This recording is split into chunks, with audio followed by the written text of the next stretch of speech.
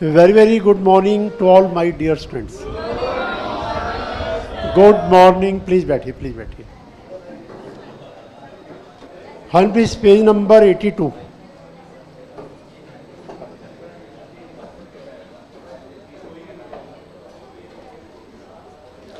Page number 82.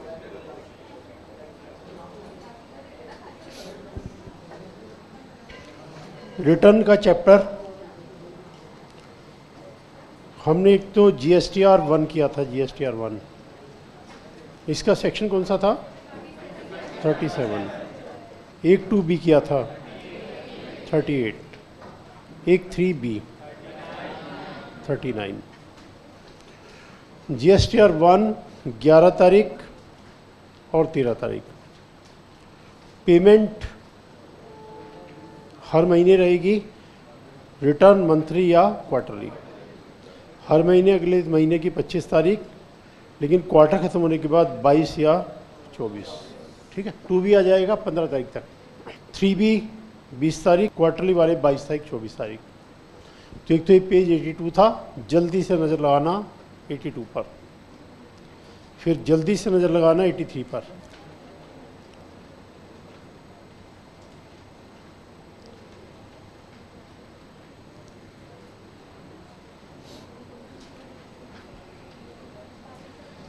फिर जल्दी से नज़र लगाना 84 पेज पर.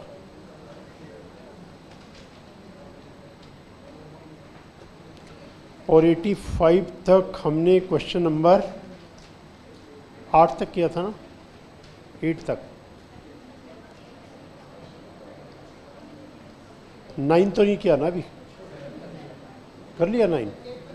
8 तक किया ना. तो पेज 85 पर क्वेश्चन नंबर 8 तक पहले किसी को डाउट? यहाँ तक हो गया ना.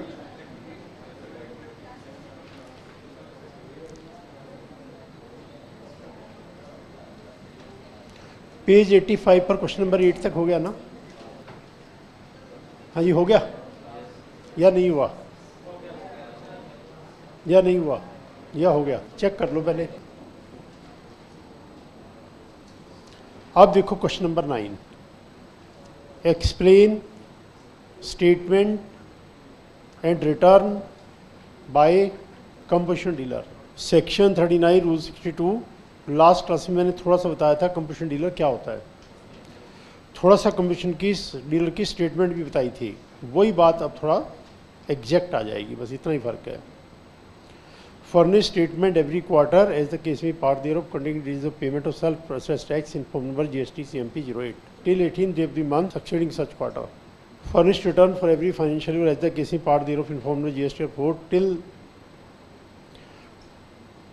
30th day of April following the end of the financial year recorded through the common portal. Every registered person shall discharge his liability toward tax or interest by debiting electronic cash ledger. A registered person opting to withdraw from the commission scheme at his own motion or where option is withdrawn at the instance of the proper officer shall where required to furnish a statement form number GST CMP 08 for the period for which he has paid tax under commission scheme till the 18th day of the month succeeding the quarter in which the day of withdrawal falls, and furnish the return in form GSTR 4 for the said period till the 30th April. बस थोड़ा रफली read कर लो, discuss करते हैं.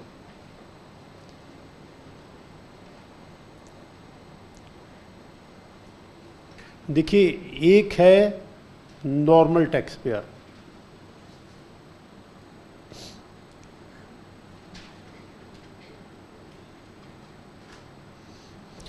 एक है composition tax payer. Normal tax payer का section कौन सा है? सेक्शन 9. इन जनरल सभी इसमें है, लेकिन इसमें भी हो सकते हैं. अगर आपकी टर्नओवर 150 लाख तक है then you have the option इसमें आओ या इसमें आओ. 1.5 करोड़ से ज़्यादा तो फिर इसी में रहोगे. 1.5 करोड़ तक आपकी मर्जी है, चाहे इधर आओ चाहे इधर आओ. इधर आने में क्या फ़र्क पड़ जाता है? मैंने कहा था एक तो ITC नहीं मिलेगा, है ना, लास्ट क्लास में कहा था, हुई थी ना बात थोड़ी सी. दूसरा, आउटपुट आपको चार्ज नहीं करना. फिर तो ये तो अनरजिस्टर्ड डीलर हो गया. Yes, to some extent unregistered dealer की तरह बिहेव करेगा. है ये रजिस्टर्ड डीलर, क्योंकि मान लो टर्नओवर 100 लाख है तो 40 लाख से तो ज़्यादा है ना.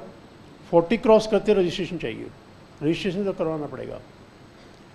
तो ये रजिस्टर्ड डीलर है, but he will behave like unregistered dealer, क्योंकि अनरजिस्टर्ड डीलर की कोई अकाउंटिंग नहीं है, तो उससे तुम भी अकाउंटिंग मत करो। बस छोटे डीलर हो, तुम्हें दिक्कत आ रही है अकाउंटिंग में, बहुत डिफ़िकल्ट अकाउंटिंग है ये। पूरा का पूरा आईटीसी का रिकॉर्ड रखना। आईटीसी अभी तो हम क्या किए जा रहे हैं, जो भी रजिस्टर्ड डीलर है कुछ भी सामान खरीदेगा मिल जाएगा, ऐसा नहीं है। आईटीसी का चैप्टर है 3 क्लासेस का, इस केस में मिलेगा, इसमें नहीं मिलेगा, इसमें मिलेगा, इसमें नहीं मिलेगा, इसमें ये नहीं पता लगता कब मिलेगा कब नहीं मिलेगा। वो चैप्टर भी जब मैं करवाऊँगा तब जाके क्लैरिटी आएगी, अच्छा ऐसा सिस्टम है क्या, ऐसा सब में मिल जाएगा, सब में नहीं मिलता। बहुत कॉम्प्लिकेटेड सिस्टम बना रखा है। जैसे छोटा सा एग्जांपल दे दूं, मैंने एक गाड़ी खरीदी घर से ऑफिस आने के लिए, ऑफिस के काम के लिए है गाड़ी, बिजनेस में है, क्या आईटीसी अलाउड और नॉट, इसका पहले मैं एंट्री देता हूँ। अगर मैं रजिस्टर्ड डीलर हूँ, पहली कंडीशन में हूँ। बिजनेस के लिए आप कुछ भी ले लो, कुछ भी मतलब 3 कैटेगरी होती हैं, या तो कोई भी इनपुट सर्विस लेता है, या कोई इनपुट्स लेता है, कैपिटल गुड्स लेता है, और चौथा कुछ होता नहीं है। मैंने माइक सिस्टम खरीदा, क्या कहोगे इसको, capital goods. AC, capital goods. मैंने सॉफ्टवेयर खरीदा है इसमें वर्क करने के लिए, इनपुट सर्विस सॉफ्टवेयर लिया है, जितने भी सॉफ्टवेयर यूज़ करें सारी इनपुट सर्विस है। टैक्समैन का सॉफ्टवेयर हमने लिया है कि भाई मान लीजिएगा आज की डेट में मैं देखना चाह रहा हूँ लेटेस्ट लॉ क्या है, इनकम टैक्स का लेटेस्ट क्या है, जीएसटी का लेटेस्ट क्या है, और कोर्ट के सी लेटेस्ट कौन से हैं। तो टैक्समैन ये सारा काम, पूरी टीम है उनकी 100-200 लोगों की, इमीडिएटली डेली बेस पे इसको पूरा बना के अपनी साइट पे अपडेट करते हैं। जिसको पासवर्ड लेना ले लो, 25,000 रुपीज़ पर ईयर की उनकी फ़ीस है, एक पर्सन की 25,000 रुपये पर ईयर। वो आप पासवर्ड ले लो, आप कुछ भी देखोगे, मान लो आपको सेक्शन 10 पे लेटेस्ट केस देखना, आप टाइप करो लेटेस्ट केस में सेक्शन 10, जो कल डिसाइड होगा वो दिखा देगा वो। ये कल भी सुप्रीम कोर्ट ने कंपटीशन डीलर का ये फैसला किया, ये डिस्प्यूट था, इमीडिएटली दिखा देगा। डेली बेस पे अपडेशन है। लेटेस्ट नोटिफिकेशन अंडर सेक्शन 10 अभी दिखा देगा वो। लेटेस्ट नोटिफिकेशन अंडर सेक्शन 9 मिल जाएगा, सर्कुलर मिल जाएगी। तो ये क्या है, इनपुट सर्विस है। टैक्समैन बिल से 25,000 रुपीज़ प्लस 18% का जीएसटी आपको देना है। तो जो भी लेना चाहे, जो भी टैक्सेशन में डील करेगा उसको लेना पड़ता है, उसके अंदर उसका काम नहीं चलेगा, वरना पता नहीं लगेगा कुछ लेट चेंज हो गया। जैसे मान लो क्लास में तो हमारा 6 महीने पुराना आता है, एक चार्ट अकाउंटेंट इन प्रैक्टिस वाले का थोड़ा 6 महीने पुराना आता है, वो तो आज का देखेगा लेटेस्ट क्या है। तो सारे के सारे चार्ट अकाउंटेंट को सॉफ्टवेयर लेना पड़ेगा। वो इतना बल्क में सेल होता है वो पूछो मत, लेकिन उन्होंने भी 1000 लोगों की टीम लगा रखी होगी कम से कम। तो इसका नोटिफिकेशन देखना, तो इस सेक्शन को देखना, तो इसको देखना, तो इसका केस देखना, तो इसका केस देखना, तो कमीशन अपील के केस देखना, तो ITAT केस देखना, तो हाई कोर्ट के देखना, तो सुप्रीम कोर्ट के देखना, तुम इस स्टेट का हाई कोर्ट देखना, तुम उस स्टेट का हाई कोर्ट देखना, तुम सिर्फ वहाँ हाई कोर्ट में बंदा बिठाना पड़ता है, वहाँ के लोगों से कंटेक्ट में रहना पड़ता है। भाई लेटेस्ट केस आए, कोई डिसाइड हो तो बताना, इसका इनकम टैक्स का या उसका। एनीवे मैं क्या बता रहा हूँ आपको, इनपुट सर्विस, समझ गए ना। कोई भी बिजनेस करेगा या प्रोफेशन करेगा या तो इनपुट्स खरीदेगा। भाई हम स्टेशनरी खरीद रहे हैं, वो क्या इनपुट्स है। कंप्यूटर के लिए, प्रिंटिंग के लिए पेपर ले रहे हैं, वो क्या इनपुट्स है। और छोटी मोटी आइटम बहुत है जो ले रहे हैं, पेन ड्राइव खरीद रहे हैं, इनपुट्स है। CD लेना पड़ रहा है, इनपुट्स है। तो 3 चीज़ें आती हैं कोई भी बिजनेस करने वाला हो या प्रोफेशन वाला हो, inputs, input services and capital goods. Stress में इसलिए कर रहा हूँ कि वो जो चैप्टर आएगा ना इनपुट एस्पेक्ट का, उसमें इसकी बहुत ज़रूरत पड़ती है। कभी इनपुट की बात करेंगे, कभी इनपुट सर्विस की बात करेंगे, कभी आउटपुट्स की बात करेंगे, बार बार। तो 3 बातें माइंड में रहनी चाहिए। तो मैंने मोटर कार खरीदी बिजनेस के लिए, मैं पर्सनली यूज ही नहीं करता मान लो, तो वो किस कैटेगरी में चला गया, कैपिटल गुड्स। जैसे ये है माइक सिस्टम, जैसे ही है वैसे वो है। तो इन जनरल देखने में लगेगा, उसका टेस्ट आईडी मिल जाएगा। आपको बताओ क्या लग रहा है, मिलना चाहिए कि नहीं, कितने समय लगता है मिलना चाहिए, कितने समय लगता है नहीं मिलना चाहिए, क्यों। मतलब बेचते वक्त आउटपुट चार्ज नहीं कर सकते ना इस पर। दोबारा बोलो। मतलब सेल जब करेंगे इसको तो आउटपुट जीएसटी चार्ज नहीं हो पाएगा ना, इस वजह से। देखो जब हम ट्रेडिंग करते हैं, ट्रेडिंग, मैं कोई मोटर कार की ट्रेडिंग थोड़ा कर रहा हूँ, तब जो खरीदा ऐसे ऐसा बिकेगा आउटपुट। लेकिन जब हम सर्विस देते हैं तो ये थोड़ा माइक मैं आपको बेच दूंगा, इनपुट थोड़ा मैं आपको बेच दूंगा, तब मैं आपको सर्विस बेचूंगा। सर्विस देने के लिए मुझे सब चीज़ चाहिए। तो मतलब आउटपुट क्या है, सर्विस, इनपुट क्या है, वही 3। तो कंडीशन क्या है, जो भी आपका आउटपुट है, आपने मैन्युफैक्चर्ड प्रोडक्ट बेच रहे हो, ट्रेडिंग में सेम प्रोडक्ट बेच रहे हो, सर्विस कर रहे हो, whatsoever is your output, you must charge output tax on that, and now you are eligible for input expended. Principle ये है। तो मैं आपको सर्विस दे के तो मैं आपसे जीएसटी ले रहा हूँ। अगर मैं सर्विसेज पर जीएसटी गवर्नमेंट माफ़ कर दे, जैसे मेडिकल सर्विस है, डॉक्टर की सर्विस पे एग्जम्प्ट है, डॉक्टर को कोई आईटीसी नहीं मिलेगा। गवर्नमेंट से एक डॉक्टर को हमने एग्जम्प्ट कर दिया, नॉन टैक्सेबल नहीं, एग्जम्प्ट। नॉन टैक्सेबल एग्जम्प्ट में क्या डिफरेंस बताया था? नॉन टैक्सेबल टैक्स लगा ही नहीं सकते, डॉक्टर की सर्विस पे लगा सकते हैं, गवर्नमेंट से नहीं लगाएंगे, एग्जम्प्ट। अब डॉक्टर ले ले इनपुट्स, इनपुट सर्विस कैपिटल कोई टैक्स कट नहीं है, बिकॉज आपका आउटपुट टैक्स नहीं है। वो मीनिंग ये है। जब हम प्रोडक्ट खरीद के ट्रेडिंग करेंगे तो एज इट इज आउटपुट देखा जाएगा, लेकिन हम raw material spare part component खरीद के मैन्युफैक्चर करेंगे तो मैन्युफैक्चर्ड प्रोडक्ट पे देखा जाएगा, और जो सर्विस प्रोवाइडर है उसकी सर्विस को देखा जाएगा। कोचिंग सीए की हो, मेडिकल इंजीनियरिंग, सब कोचिंग पे जीएसटी है, लेकिन डांस की कोचिंग को जीएसटी से एग्जम्प्ट कर दिया कि अगर कोई डांस की ट्रेनिंग देता है, कोचिंग देता है, पैसा ले रहा है, that is exempt. Singing exempt, hobby exempt, for medical engineering और चार्ट अकाउंटेंट टैक्सेबल। यानी गवर्नमेंट क्या मैसेज दे रही है, ये सब बेकार है, डॉक्टर, इंजीनियर, चार्ट अकाउंटेंट, तुम अपना डांस पे ध्यान दो, सिंगिंग पे ध्यान दो। तो एक मीनिंग इसका ये भी निकल रहा है। जब हम वो डिस्कस करेंगे तो मतलब हमें समझ में नहीं आ रहा मैसेज क्या है, उल्टा होना चाहिए, उस पर लगाओ, इस पर क्यों लगा रहे हो। बट एनीवे वो भी एक लाइफ का एस्पेक्ट है। तो मैं आपको क्या बता रहा हूँ, टैक्स क्रेडिट किस पे मिलेगा? इनपुट्स, इनपुट सर्विसेज और capital goods provided, output services या मैन्युफैक्चर्ड प्रोडक्ट या trading goods, there is an output tax. You are paying also, you are charging also, you are eligible for ITC. दूसरा तरीका simple ही है। उस motor car को मैं business पे use कर रहा हूँ, उस गाड़ी से मैं आया हूँ, बिजनेस के लिए यूज़ कर रहा हूँ, मैं पर्सनल नहीं। तो अब बताओ मिलनी चाहिए कि नहीं? आईटीसी मुझे मिलना चाहिए कि नहीं? कितना समय लगता है मिलना चाहिए? पहले अच्छे वाले कुछ बच्चों ने हाथ खड़ा किया था, उन्होंने भी हाथ नीचे। मैं समझा इतना एक्सप्लेन करने के बाद अब सारी क्लास हाथ खड़ा करेगी, अब सारी क्लास ही नीचे बैठ गई। भाई उस गाड़ी को मैं बिजनेस के लिए यूज़ कर तो रहा हूँ, इनपुट सर्विस बन तो गई, to render the output services which are taxable, so I am very much eligible for ITC. मैं तो ये एक्सप्लेन कर रहा हूँ, मैं और क्या एक्सप्लेन कर रहा हूँ? तो बताओ मिलेगा कि नहीं मिलेगा? भाई मैंने तो इसीलिए एक्सप्लेन किया, मैंने कहा आपकी बार पहले 10-12 बच्चों के हाथ खड़े थे, अब पूरी क्लास के हाथ खड़े हो जाएंगे। वो 10-12 ने भी हाथ नीचे कर लिए। भाई जो गाड़ी आप बताओ, मैं यहाँ आया हूँ क्लास में पढ़ाने के लिए, तो वो बिजनेस में हुई कि पर्सनल यूज में हुई? बिजनेस में तो हुई। मिला लो इसको इनकम टैक्स में। क्या इस गाड़ी का डेप्रिसिएशन क्लेम करेंगे कि नहीं करेंगे इनकम टैक्स में? तो बिजनेस पर्पज है तभी तो क्लेम कर रहे हैं।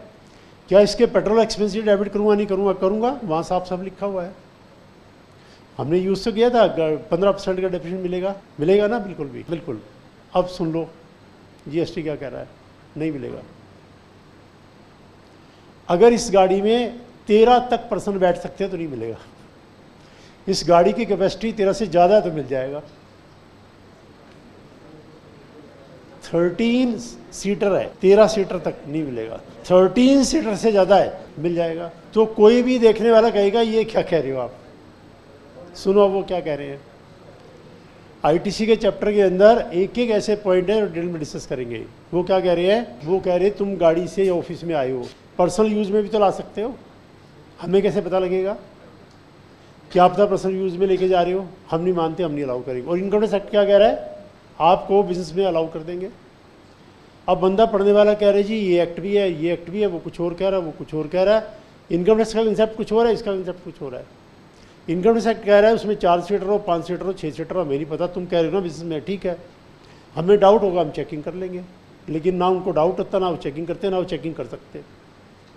पता कैसे लगेगा मैंने गाड़ी कहाँ चलाती? ये बात हमने वहाँ भी डिस्कस की थी। यहाँ वो क्या कह रहे हैं कि if there is a scope for personal use not eligible for ITC, if there is no scope at all for personal use eligible for ITC. देखो पर्सनल गाड़ी, पर्सनल यूज़ में कौन सी गाड़ी आएगी? 4 सीटर भी आ जाएगी, 5-6 भी आ जाएगी। फैमिली को लेके जाना, बड़ी फैमिली है। आप बताओ कोई बंदा फैमिली को लेके जा रहा है कहीं घूमने के लिए, अपने रिश्तेदार से मिलने, क्या बस लेके जाएगा? कोई बंदा गए जी कैसे आए, तो हम कहते हैं गाड़ी से, रिश्तेदार के घर गए। कोई जी कि कैसे आए, बस से, डीटीसी से नहीं, अपनी पर्सनल है। तो यहाँ लॉ मेकर क्या कह रहे हैं, 13 से ज़्यादा सीटर मतलब बहुत बड़ी गाड़ी है, वो पर्सनल यूज़ में नहीं, वो कमर्शियल यूज़ में ही आएगी, और कमर्शियल यूज़ वाले का आईटी से हम आपको मना नहीं कर रहे, ले लो आप।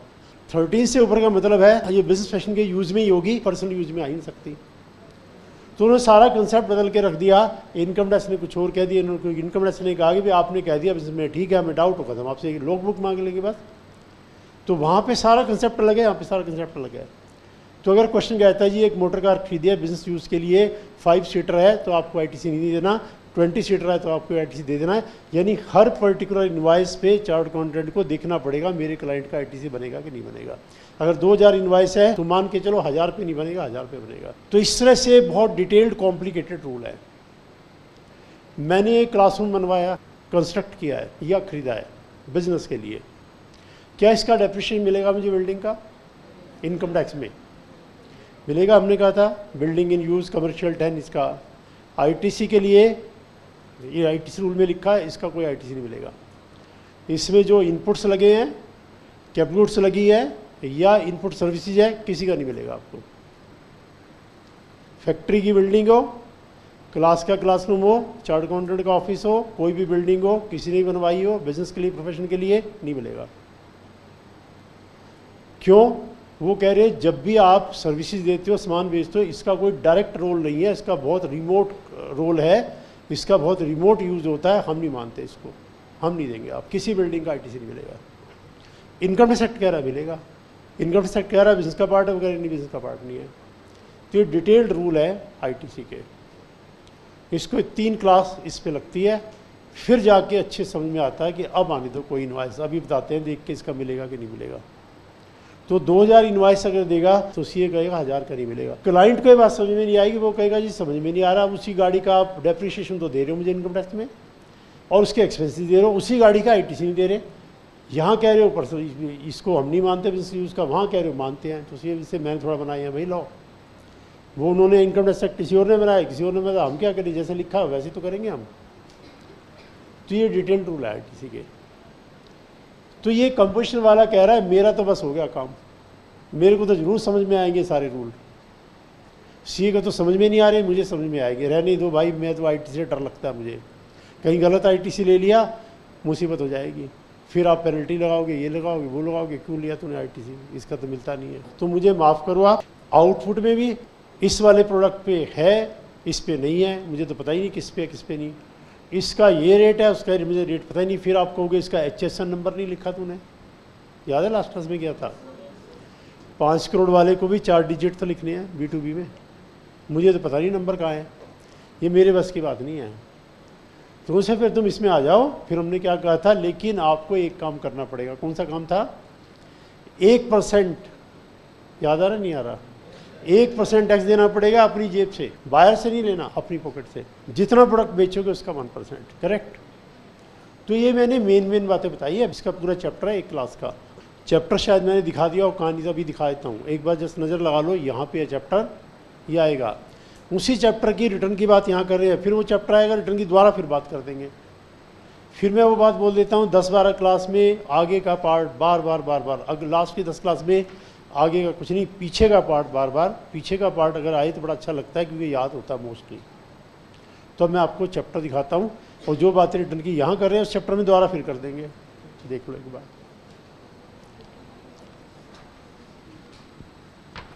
पेज नंबर 183 पे देखो तो माइंड में सेट हो जाएगा, हाँ ये भी कोई चैप्टर है भाई, तो ये भी करना है।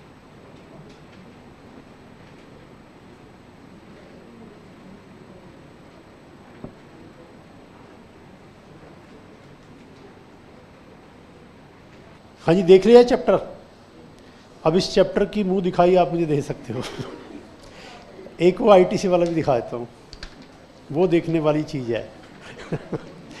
क्योंकि वो 3 क्लास का है ना, इसलिए। ये तो 1 क्लास का है, इसको क्या देखना, कंपोजिशन वाला। वो आईटीसी वाला जो है ना, उसके रूल है उल्टे सीधे कॉम्प्लिकेटेड।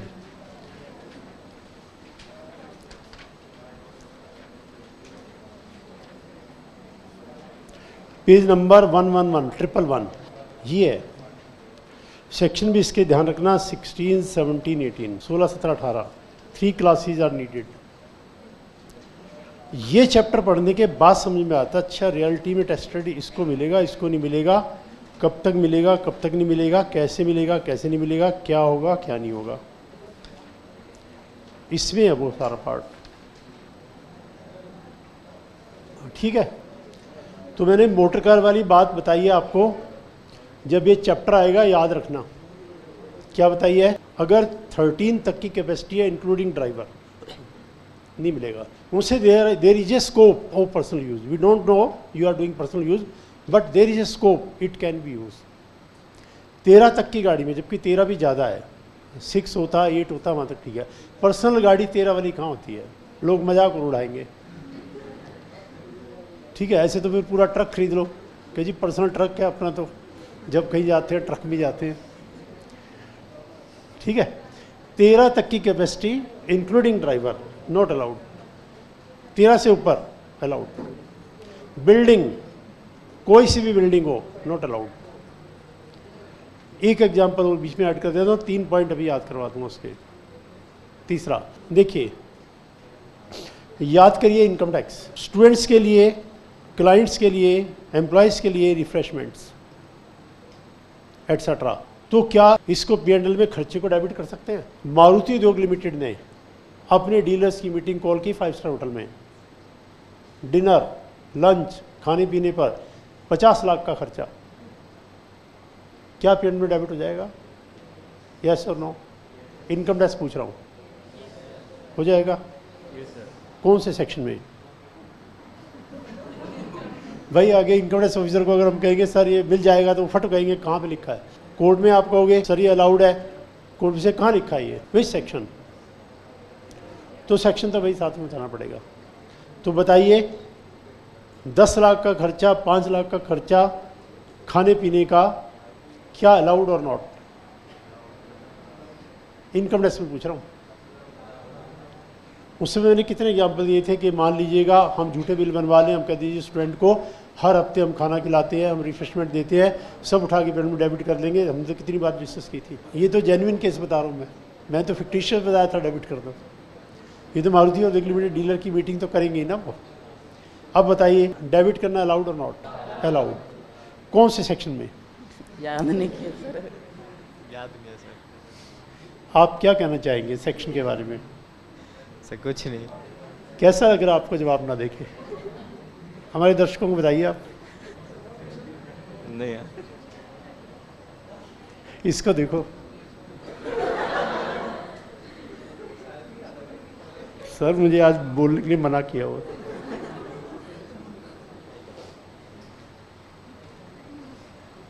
दो बच्चे इधर बैठते थे, वो कहाँ है आज? डरने वाले नहीं है वो। अब तू कल आने दे उनको, फिर तू डरेगा। आज आने दे कल उनको। विटनेस पूरी क्लास है। वो कह रहे बस हो गया खाना, मैं और खाना नहीं, मैं 1 रोटी से ज़्यादा खाता नहीं हूँ। 37(1) भाई जनरल एक्सपेंडिचर। 37(1) को भूल गए। जब कुछ भी डेबिट करना हो, रियल लाइफ में बता रहा हूँ, कुछ समझ ना आए तो कह देना 37(1), क्योंकि इसमें लिखा है जिसके बारे में ना हमने ना किया ना हमने हाँ किया, उसके लिए हमारी हाँ है 37(1) में। जब समझ में ना आए ना कि डेबिट करना यार कौन सेक्शन में, अरे 37(1) में, जो दिल में आए डेबिट कर दो 37(1) में। इतना बढ़िया सेक्शन लाया हुआ है, सब कुछ अलाउड है। फिर इनकम टैक्स ऑफिसर कहेगा पर्सनल है, अलाउड नहीं है, तो हम कहेंगे ठीक है सर डिसअलाउड है, और क्या है, लाओ हटा देते हैं। एक बार तो कुछ भी डेबिट कर लो 37(1) में।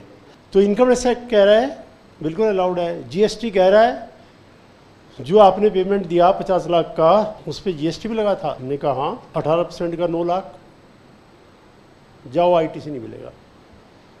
तो हमने कहा इनकम टैक्स तो इससे बिजनेस का मान रहा होगा, हम नहीं मानते, हमारी मर्जी नहीं मानते।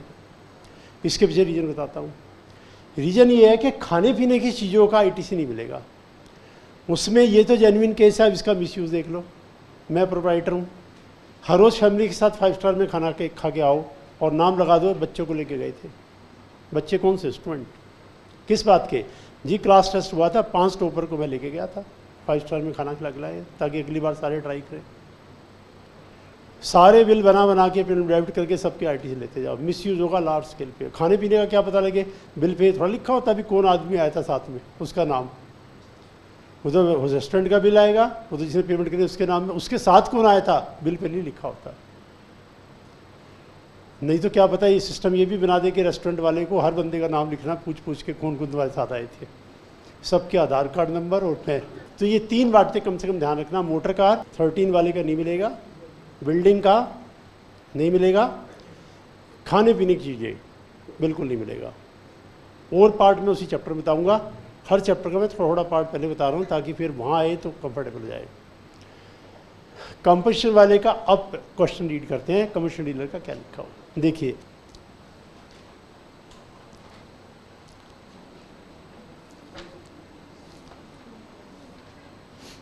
एक्चुअली जीएसटी ना जल्दी करने वाला नहीं है, ये बड़ा डिटेल में धीरे धीरे करके करने वाला है। एक वर्ड पे, एक सेंटेंस पे पूरा टाइम लगाना पड़ेगा, तभी ये जाके समझ में आएगा। देखो पेज नंबर 85 पे आ जाओ, क्वेश्चन आई ना, इसकी एक बात मैं बताऊंगा आपको। जो नॉर्मल टैक्स पेयर है वो क्या भरता है, GSTR 1, फिर उसका आता है 2B और रिटर्न जाती है GSTR 3B। से कंपोजिशन वाले भैया तुम्हारा ये भी नहीं भरना, तुम्हारा ये भी नहीं, तुम्हारा ये भी नहीं, तुम्हारे लिए कंफर्टेबल कर दिया, परेशान मत हो, इन सब से तुम्हें आज़ाद कर दिया। इसको टैक्स का पेमेंट कब करना है, कितने इंटरवल के बाद, चाहे क्वार्टरली स्टेटमेंट हो चाहे मंथली, टैक्स तो आपको मंथली ही पे करना है। करेक्ट और नोट लास्ट ट्रस्ट वाला QRMP। रिटर्न बेशक क्वार्टरली भर लेना, टैक्स में नहीं छोड़ेंगे, टैक्स हर महीने चाहिए, चाहे रिटर्न क्वार्टरली भर लो। कंपोजिशन वाले चलो तुम्हारा टैक्स भी क्वार्टरली ले लेंगे, बस तुम टैक्स क्वार्टरली दे देना। कब तक, क्वार्टर खत्म होने के अगले महीने की 18 तारीख। 18 तारीख इनका है, 18, 20, 22, 24, 18 इनका है, इनका पेमेंट क्वार्टरली होगा। और 20, 22, 24, 20 मंथली वाले का, 22, 24 क्वार्टरली वाले का, इनका ऑलवेज क्वार्टरली। तो इसने कहा मुझे स्टेटमेंट कोई नहीं भरनी, नहीं भरनी है, सिंपल है आपकी CMP 08 ये वाली, ये क्वार्टरली है, मंथली नहीं है, कोई ऑप्शन भी नहीं है मंथली का, क्वार्टरली ही है, बिल्कुल नाम की, एक पेज की। CMP stands for composition. जैसे मान लो इनकम टैक्स है, एग्जाम में आपको कोई एब्रीविएशन यूज़ नहीं करना, सब कंप्लीट लिखने हैं, लेकिन GST के अंदर कुछ एब्रीविएशन एक्ट के अंदर लिखे हुए हैं and you can use this abbreviation. Composition में सारे में CMP दे दिया कंपोजिशन को, क्या आप में सारे में कंपोजिशन के लिए वर्ड CMP यूज़ कर सकते हो। स्टेटमेंट जब भी कोई लिखोगे, स्टैंडर्ड एब्रीविएशन इन्होंने बनाए हैं, वरना कोई कंपोजिशन का कोई और एब्रीविएशन बना देगा, कोई और वो कह पब्लिक बनाएगी, अलग अलग एब्रीविएशन हम ना बना दे। तो उन्होंने इस तरह से काफ़ी एब्रीविएशन बनाए हैं। कंपोजिशन को जब भी हमें ब्रीफ में लिखता हो CMP आएगा, तो CMP 08 ये इनकी क्वार्टरली स्टेटमेंट है। और इनका इन सब के अलावा एक एनुअल भी होता है, हर साल भी जाती है। कितना नंबर था उसका, GSTR 9। रिटर्न के लिए GST फिर आगे R स्टैंड्स फॉर रिटर्न। तो सारी रिटर्न के अंदर एब्रीविएशन यूज किया है, GSTR 1, GSTR 2, GSTR 3। इनके लिए GSTR 4, इनका एनुअल GSTR 4 है। जो अभी क्वेश्चन हम रीड करेंगे, अभी दोबारा रीड करना, सब कुछ इसमें लिखा हुआ है। GSTR 4 कब तक भरना है, साल खत्म होने के बाद अगले महीने की 30 तारीख, साल खत्म होने के बाद अगले साल का दिसंबर है वहाँ तक। ये दिसंबर 23 तक जाएगा 22-23 का, ये अप्रैल 23 तक जाएगा 22-23 का, बस। और उस क्वेश्चन में कुछ लिखा नहीं हुआ। ये सारा पार्ट फिर उस चैप्टर में फिर आ जाएगा, एक बार आप यहाँ रीड करके देखिए।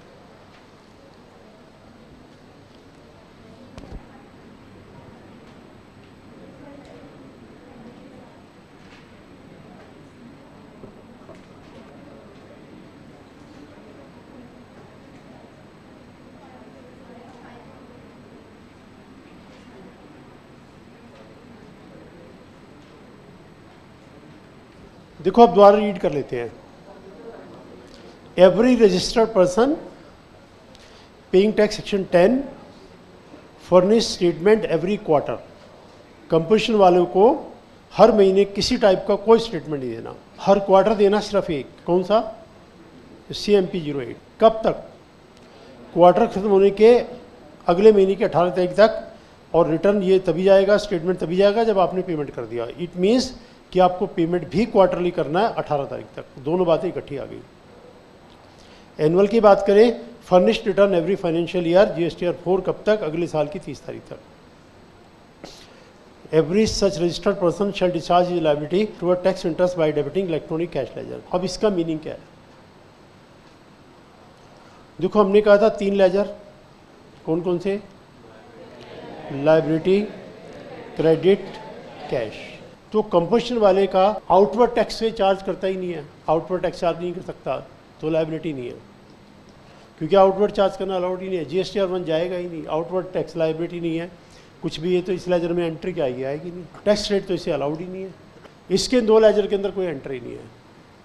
तो इसने 50 लाख का सामान बेचा है, इसका 1% अपनी जेब से देना 50,000, तो उन्होंने ये लिखा है कि जो पेमेंट है आपका क्रेडिट लेजर के थ्रू नहीं हो सकता, क्रेडिट लेजर में तो बैलेंस ही नहीं है, you must make cash payment. वो तो अंडरस्टूड है कैश पेमेंट ही होगी। तो अगर ये कहे मैं क्रेडिट लेजर से एडजस्ट करवा दूंगा, क्रेडिट लेजर से कहाँ एडजस्ट करवा दूंगा? क्रेडिट लेजर में तो कुछ है ही नहीं आपके, तो ये लिखने की जरूरत नहीं है, तो अंडरस्टूड है कैसे होगा? कैश पेमेंट ही होगा। देखो सेंटेंस क्या लिखा है, every such registered discharge transfer toward tax interest by debiting the electronic cash ledger. Because इसका लायबिलिटी लेजर नहीं होगा और इसका क्रेडिट लेजर नहीं होगा। अब ये कंपोजिशन स्कीम में आने के बाद क्या नॉर्मल स्कीम में आ सकता है, या नॉर्मल में आने के बाद कंपोजिशन में जा सकता है? क्या ये इसका इंटरचेंज अलाउड है कि registered person opting to withdraw from a composition scheme at his own motion or where option is withdrawn at the register of the proper officer shall where required furnish statement in form GST CMP 08 for the period for which he has paid tax under composition scheme till the 18th day of the month succeeding the quarter in which the date of withdrawal falls. Furnished return inform GSTR 4 for the said period this. देखो इसका example देखिए, mister x he is in composition scheme financial year 22-23, इसकी turnover 150 lakh cross कर गई 18 अगस्त 22 को। अब जैसे ये क्रॉस करेगी, अब ये कंपोजिशन से शिफ्ट हो जाएगा नॉर्मल में। जैसे 150 लाख क्रॉस करेगा, अब नहीं कंपोजिशन में रह सकते, बोलते अब तो आप नॉर्मल में आ गए। तो कह रहा है बताओ मैं क्या करूं, मैं CMP 08 भरूं कि मैं GSTR 1 भरूं? मैं तो बीच में आ गया नॉर्मल के अंदर। तो गवर्नमेंट से यहाँ तक आप भरेंगे CMP 08। कैसे भरेंगे? जुलाई, अगस्त, सितंबर, 18 अक्टूबर, 1 जुलाई से 18 अगस्त तक की जो डिटेल है आप इसमें सबमिट कर दो। 19 अगस्त से आप भरना स्टार्ट करेंगे GSTR 1। 19 अगस्त से 31 अगस्त तक की पहली GSTR 1 आपकी चली जाएगी, फिर अगले महीने की GSTR 1 चली जाएगी, एंड सो ऑन चलता जाएगा। जब तक इसमें थे इसकी फॉर्मेलिटी, जब उसमें उसकी फॉर्मेलिटी। जो टैक्स आपका 1 जुलाई से यहाँ तक बना वो आप 18 अक्टूबर को पे कर देना CMP 08 के साथ, तो कोई प्रॉब्लम नहीं है। जब तक आप उसमें उसके सिस्टम चलेगा, जब आप इसमें आगे इसका सिस्टम चलेगा, बदल जाएगा। ये लिखा हुआ है, देखो रीड कर, तो अंडरस्टूड पार्ट है, यही होगा।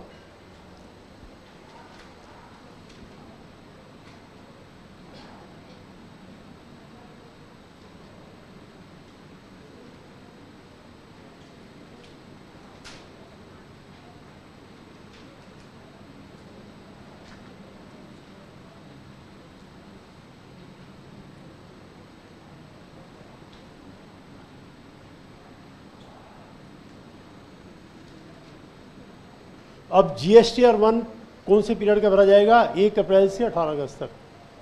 GSTR 4 कब देना है? 30 अप्रैल 22 को। 18 अगस्त ऑनवर्ड एनुअल रिटर्न GSTR 9 वो भी भरना पड़ेगा, ये भरना पड़ेगा। GSTR 4 में यहाँ तक के पर्टिकुलर जाएंगे 30 अप्रैल 23। आगे के GSTR 1 जाएगा, 2 भी आएगा, 3 भी आएगा, GSTR 9 आएगा 31 दिसंबर तक। आदि टाइम ये रहा, आधा टाइम वो रहा, इसका भी पूरा करो, इसका भी पूरा करो। ये सब उस चैप्टर में फिर आएगा, दोबारा आएगा तो मैं आपसे पूछ लूँगा। अभी मैं आपको बता रहा हूँ, अच्छे से याद रखना, जब वो दब पार्ट आएगा तब मैं आपसे पूछना शुरू करूँगा इसमें क्या करेंगे, इसमें क्या करेंगे, इसमें क्या करेंगे। ठीक है, अब इसमें कुछ बातें और बता देता हूँ मैं आपको, उस चैप्टर की बातें। वो ये है, मेरा 40 लाख क्रॉस किया है 3 अप्रैल 22 को। इससे पहले अनरजिस्टर्ड था। ये रियलिस्टिक है, एक क्लाइंट आएगा ऐसे आपसे बात करेगा, जी मेरी तो दुकान है और मेरा 40 लाख क्रॉस कर गया जी, अब मुझे क्या करना है? तो आप कहोगे रजिस्ट्रेशन करवाना है जी। वो मेरा कैसे होगा? एक तो भाई तुम्हारी कन्वेंस डीड लाओ, दुकान तुम्हारी है तो, नहीं तो रेंट एग्रीमेंट लाओ अगर किराए की है तो, आधार कार्ड, पैन कार्ड, आइडेंटिटी, सारे डॉक्यूमेंट लाओ। ये सब अपलोड होंगे सारे डॉक्यूमेंट। और एक REG-1 फॉर्म भरना, वो हम भरेंगे। आपका आधार वो चाहिए, मोबाइल और मेल ID। पहले हमने कहा था पार्ट A भरा जाएगा, याद करो, वो जो हमने साइट ओपन की थी ना, पार्ट A। फिर वहाँ से OTP पे कन्फर्मेशन होगा, बाद में पार्ट B भरा जाएगा। तो जब हम ये रजिस्ट्रेशन के लिए अप्लाई करेंगे ना REG-1, तो उसमें कॉलम है you want to continue in normal or you want to opt for completion. Registered होते ही बताना पड़ेगा नॉर्मल के कंप्लीशन। तो जब रजिस्ट्रेशन करवाते हैं वो तभी पूछ लेते हैं। इसके पार्ट B में कॉलम है इंडिकेट नॉर्मल कंप्लीशन। हमने कहा नॉर्मल, तो कह रहे हैं ये देख लो आप कंप्लीशन में नहीं आने देंगे 1/12/23 से पहले। अगले फाइनेंशियल की 1 तारीख को आप कंप्लीशन में जा सकते हो। नॉर्मल ऑप्ट कर लिया, बदल सकते हो, इस साल नहीं, अगले साल की 1 तारीख। मैंने कहा नहीं, मैं तो कंप्लीशन में। कंप्लीशन से नॉर्मल में कभी भी आ जाना, जिस दिन तुम्हारा दिल करे। तो लेट्स सी मैं कंप्लीशन में आ गया, फिर मैंने 10 नवंबर को कहा नहीं मैं तो जो है नॉर्मल में ही ठीक हूँ। कंप्लीशन से नॉर्मल में कभी भी चले जाओ, लेकिन नॉर्मल से कंप्लीशन में अगले साल की 1 तारीख से। इसका पर्पज़ क्या भी क्लियर हो जाएगा आपको।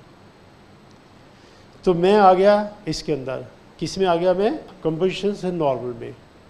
अब मैंने कहा मैं वापस जाऊँ कंप्लीशन, अब तो 1 तारीख से आना, यानी साल में एक बार ऑप्शन बदल सकते हो बस। इसका मतलब ये है you can change option only once in the year. अगर आप नॉर्मल में हो तो कंप्लीशन का ऑप्शन अगले साल की बिगिनिंग में, और अगर आप कंप्लीशन में हो नॉर्मल में कभी भी आ जाओ, नॉर्मल में कभी भी आओ तो ऐसा लगता है बार बार बदलते नहीं। बार बार कैसे? एक बार नॉर्मल में आ गया, आप कंप्लीशन में कैसे आओगे? तो अगले साल की बिगिनिंग से आओगे। तो मैक्सिमम आप 1 साल में एक ऑप्शन ले पाओगे। तो नॉर्मल से कंप्लीशन से नॉर्मल में क्यों अलाउ कर दिया कभी भी? बिकॉज अगर इसका 150 क्रॉस कर गया तब भी तो ये आएगा, तब थोड़ा कहते हैं कि अगले साल की बिगिनिंग से आना। इस सिस्टम में भी अगर अगले साल की बिगिनिंग ले आए तो पॉसिबल ही नहीं है। ये तो भाई 150 क्रॉस करते फिर आएगा।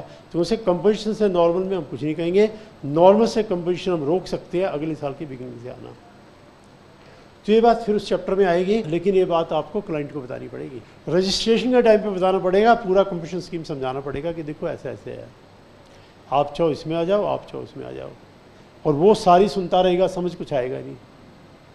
फिर वो क्या कहेगा कि सर आप देख लो, अब आप बताओ आप उसे किस में रखोगे, नॉर्मल में कि कंपोजिशन में? सोच के देखो, वो यही कहेगा, सुनता रहेगा हाँ हाँ हाँ हाँ। अच्छा फिर बताओ ना किस में रखें हम आपको? वो सर फिर आप देख लो, बताओ किस में रखें। देखो कंपोजिशन में ही रखना, क्योंकि नॉर्मल में रख दिया, इतनी सारी रिटर्न है दुनिया भर का, उसका बिल दोगे आप बना बना के, हर महीने बिल जाएगा। इनकम टैक्स में साल में एक बार बिल जाएगा, इसमें हर महीने जाएगा। अब इसका, अभी उसका, अभी इसका, अभी इसका, अभी इसका। फिर वो कहेगा जी इतना पेमेंट आपका। फिर वो किसी और से पूछेगा। पहले हर आदमी कंसर्न पर्सन से पूछता है, जब वो डिससेटिस्फाई होगा फिर वो 1000 लोगों से पूछता है।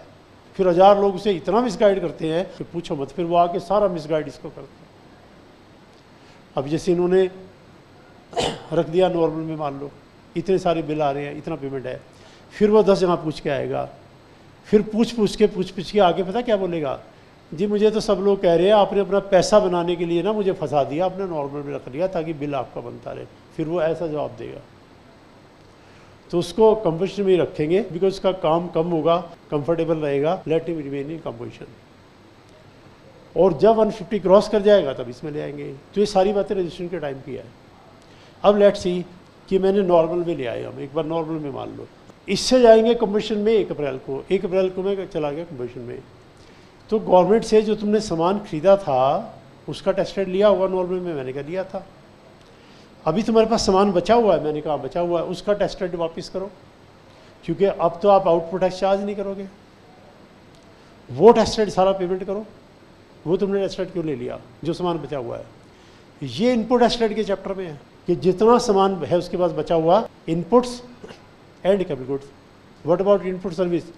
वो सामान तो है नहीं, वो तो कंज्यूम हो गई होगी।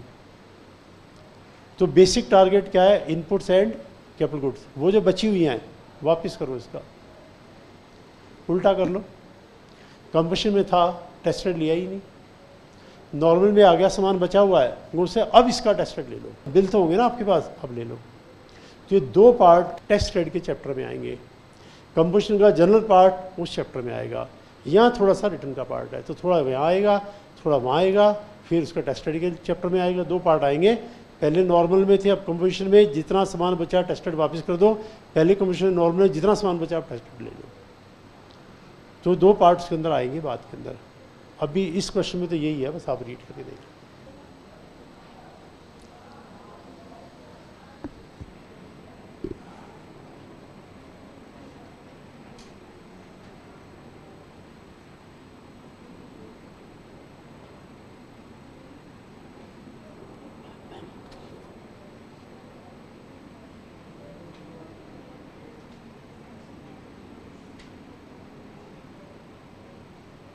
अब देखो GSTR 4 के नॉर्मल पर्टिकुलर्स, GSTR 1 के पर्टिकुलर करने के बाद बाकियों के पर्टिकुलर करने की जरूरत नहीं है, ऐसे रीड कर लेते हैं क्या पर्टिकुलर है। सबसे पहले रजिस्ट्रेशन नंबर बताओ, अपना नाम बताओ, बिजनेस का नाम बताओ, टर्नओवर बताओ।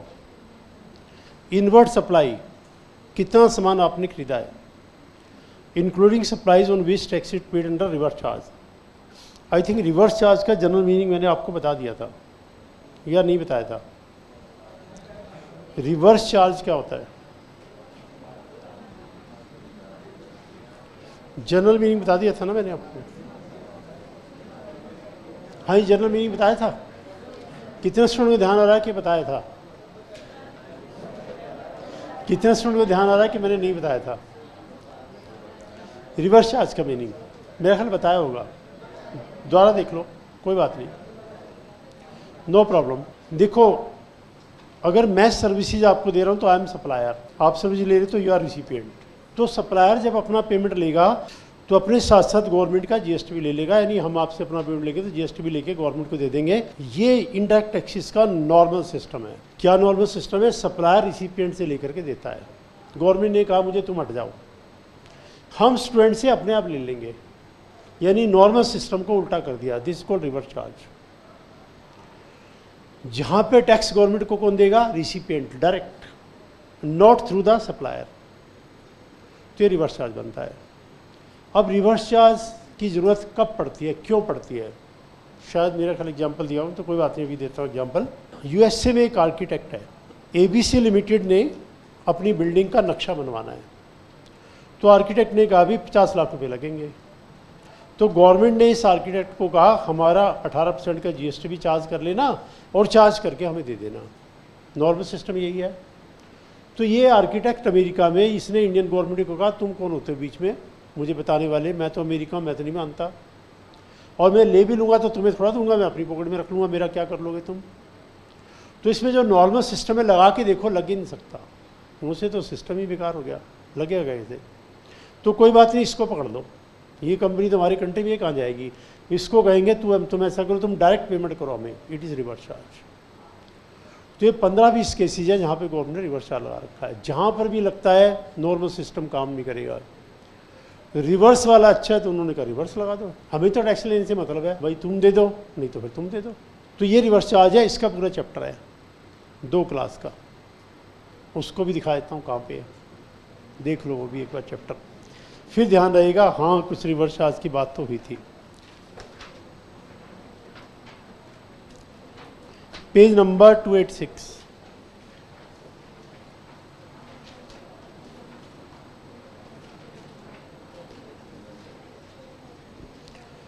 Reverse charge, section 9(3) of the CGST act, section 5(3) of the IEST act. Reverse charge mechanism, इसको RCM के नाम से पॉपुलर है ये, RCM। Generally, supplier of goods services is liable to pay GST. However, under reverse charge mechanism, the liability to pay GST is cast on the recipient of goods or services. इतना बस read कर लो। Total कितने case है जिनमें reverse charge लगता है? Total case है 21। 21 case 1 by 1 discuss करने हैं जिनमें रिवर्स चार्ज लगेगा। इन 21 केसेस में क्वेश्चन अगर आएगा तो हम टैक्स लायबिलिटी डायरेक्ट रिसिपिएंट पे निकालेंगे, सप्लाई पे नहीं निकालेंगे। इसके किसके अलावा कोई और आया है तो टैक्स लायबिलिटी सप्लायर पे निकालेंगे, रिसिपिएंट पे नहीं निकालेंगे। 286 पेज पर जस्ट 2-4 लाइनें जो मैंने रीड किया इतना पढ़ के देख लो, तो ये ध्यान रहेगा रिवर्स चार्ज क्या होता है।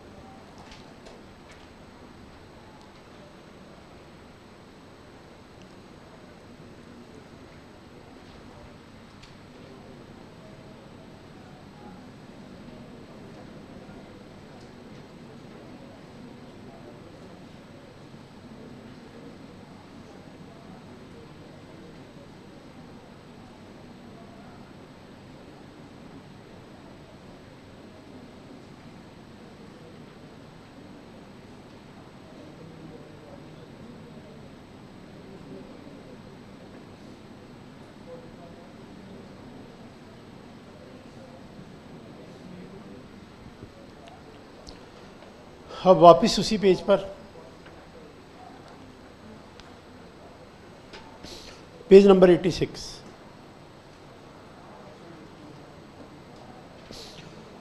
देखिए mister x is a composition dealer, 50 lakh का सामान खरीदा, 5 लाख का जीएसटी, क्या ईटीसी मिलेगा? नहीं।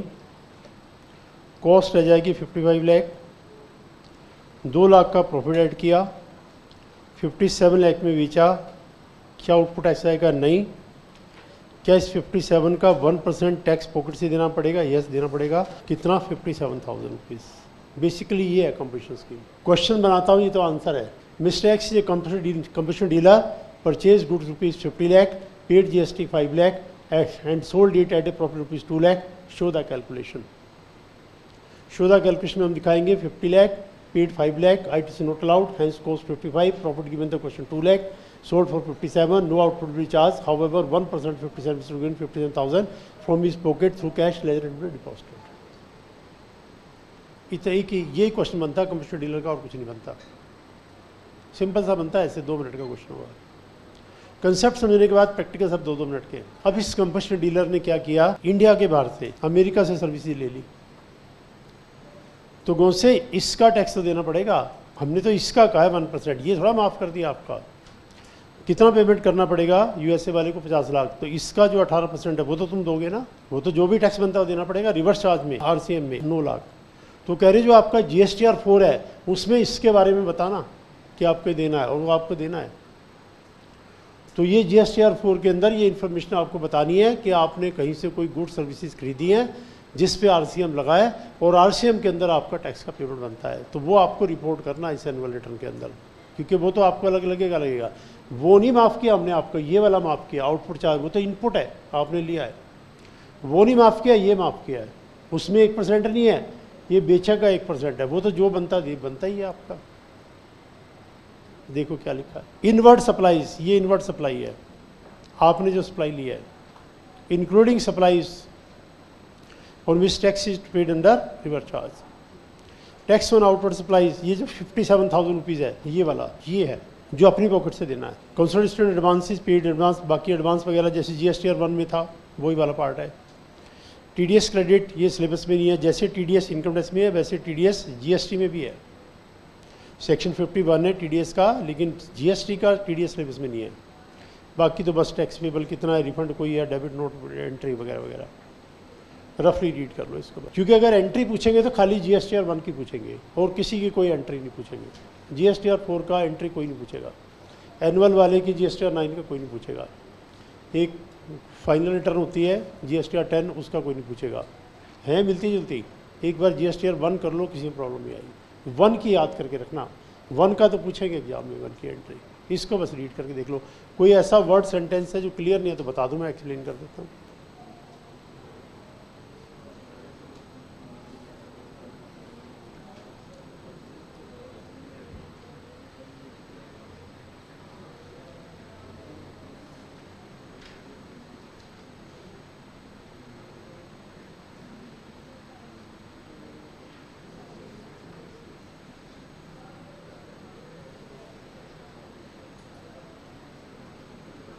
अगला question, explain form and manner of explaining days of inward supplies, यानी जीएसटीआर 2B की बात कर रहे हैं। Section 38, N auto generated statement, हमने नहीं बनानी, डिपार्टमेंट बनाएगा। डिपार्टमेंट भी नहीं बनाता, अपने आप बन जाती है। सबके GSTR 1 से सबकी GSTR 2 भी बन जाएगी, क्योंकि जिसने भी बेचा है किसी न किसी ने खरीदा है, तो वहाँ से बायर के अकाउंट के अंदर वो एंट्री ऑटोमेटिकली चली जाती है, ऑटो पॉपुलेटेड है, सॉफ्टवेयर ये काम अपने आप करता है। जो भी सप्लायर अपनी सेल रिपोर्ट करेगा, बायर के पर्टिकुलर उसमें है, हर बायर के अकाउंट के अंदर उसकी एंट्री चली जाएगी, यानी वो उसकी ITC की डिटेल बन जाएगी, GSTR 2 भी अपने आप तैयार हो जाएगी। अवेलेबल GST पोर्टल है every month, recipient shall be allowed to take ITC। अब ITC इसके बेस पे ले लो। It may be available a day after the due date of furnishing 1 or IFF, यानी 11 और 13 विच लेटर 13 के एक दिन बाद, यानी 15 तारीख की सुबह। 13th of subsequent month or quarter, it will contain list of inward supplies received during the preceding month. Also price of earlier month if same has not been reported. पिछले किसी महीने में वो एंट्री करना रह गया था तो कोई बात नहीं, करंट में आ जाएगी। It will also contain list of input tax for which ITC cannot be availed. इतना रीड कर लो, मैं बताता हूँ क्या मीनिंग है।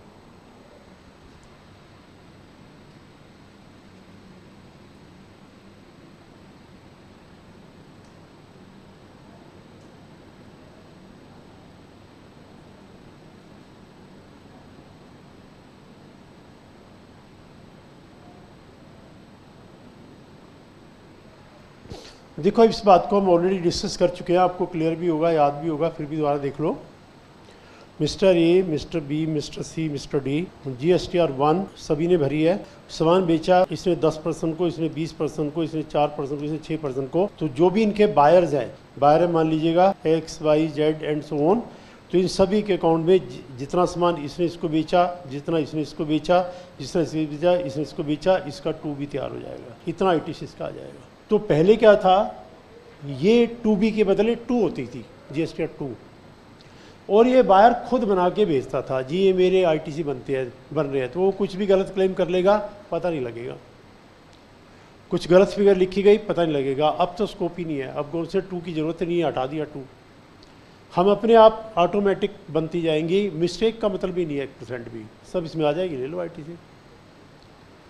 तो लेट्स सी, अप्रैल मंथ है, ये सब मंथली पेमेंट करने वाले हैं, मंथली रिटर्न भरने वाले हैं, तो ये 11 मई तक भर देंगे। लेकिन इनके पास 15 मई को आएंगी, क्योंकि इसमें कुछ IFF वाले भी तो होंगे ना, इनवाइस फर्निशिंग फैसिलिटी वाले, वो 13 तक भरेंगे। और भी तो होंगे ना सप्लाई, 4 ही थोड़ा होंगे, 1 करोड़ होंगे टोटल। तो 11 और 13 लेटर, इस 13 वहाँ से एक दिन यहाँ तक आ जाएगी। अब लेट्स सी, अप्रैल महीने में जो इसने सेल की थी, एक इनवाइस रिपोर्ट करनी रह गई गलती से, तो कोई बात नहीं, मई की जब आएगी जून में, तो उसमें रिपोर्ट कर देंगे, वो से उसमें आ जाएगा, उसमें चला जाएगा। तो आप अगले महीने ले लेना, रिपोर्ट नहीं किया था। अभी जो लिखा हुआ इतना ही लिखा हुआ, एक बार रीड करके देख लो।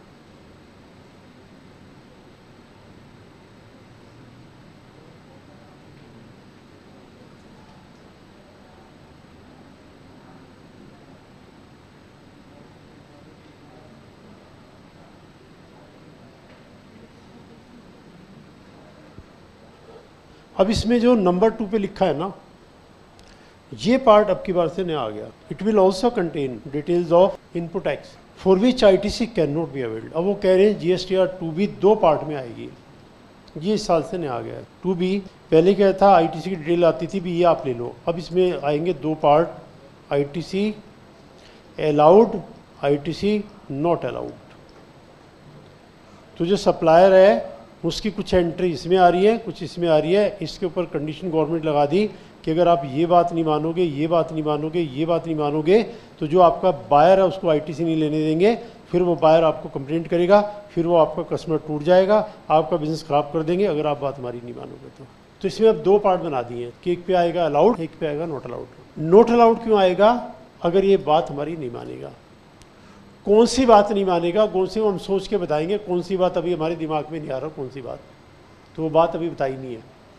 सेक्शन 38 में लिखा है इसके रूल बनाए जाएंगे डिटेल, और फिर बताया जाएगा ये कौन कौन सी बात वायलेट करने पर आईटीसी नहीं मिलेगा। तो रूल अभी बने नहीं है, अभी सेक्शन आ गया सेक्शन 38, इसी में लिखा हुआ है। वैसे सेक्शन 38 में हिंट है, वो हिंट मैं आपको बताता हूँ हिंट क्या है।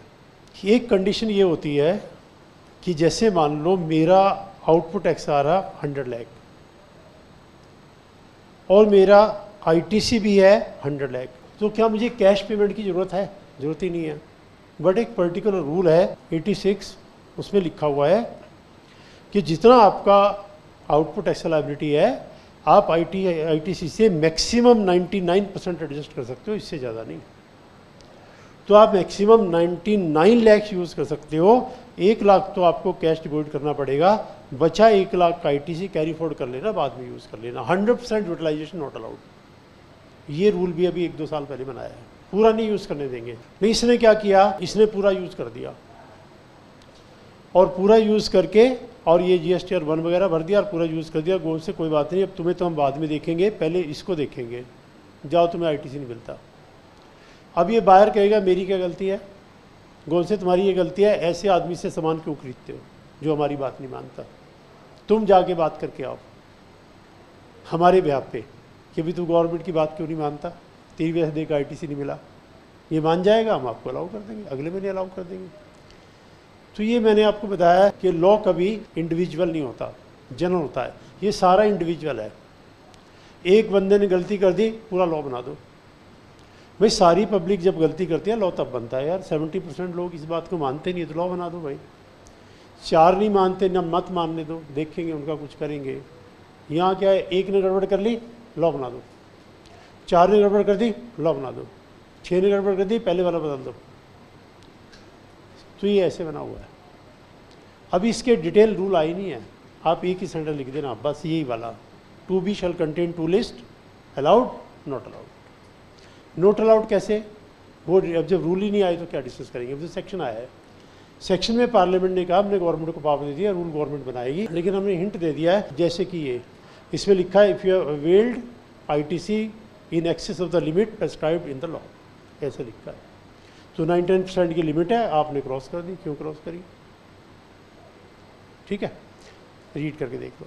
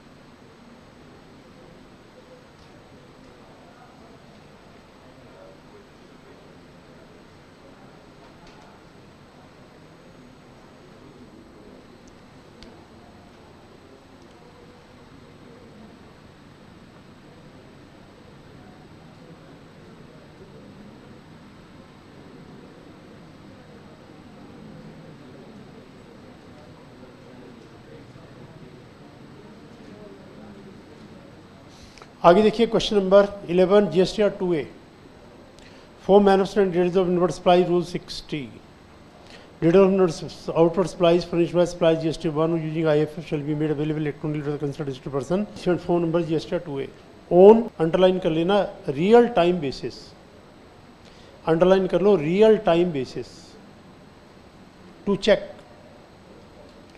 whether details of input supply has been furnished uploaded by supplier। देखिए इसका मतलब अप्रैल 22 supplier filing GSTR 1 on monthly basis आ जाएगी। GSTR 1 कब तक? 11 मई। सप्लायर फाइलिंग क्वार्टरली आएगी IFF 13 मई। Correct or not?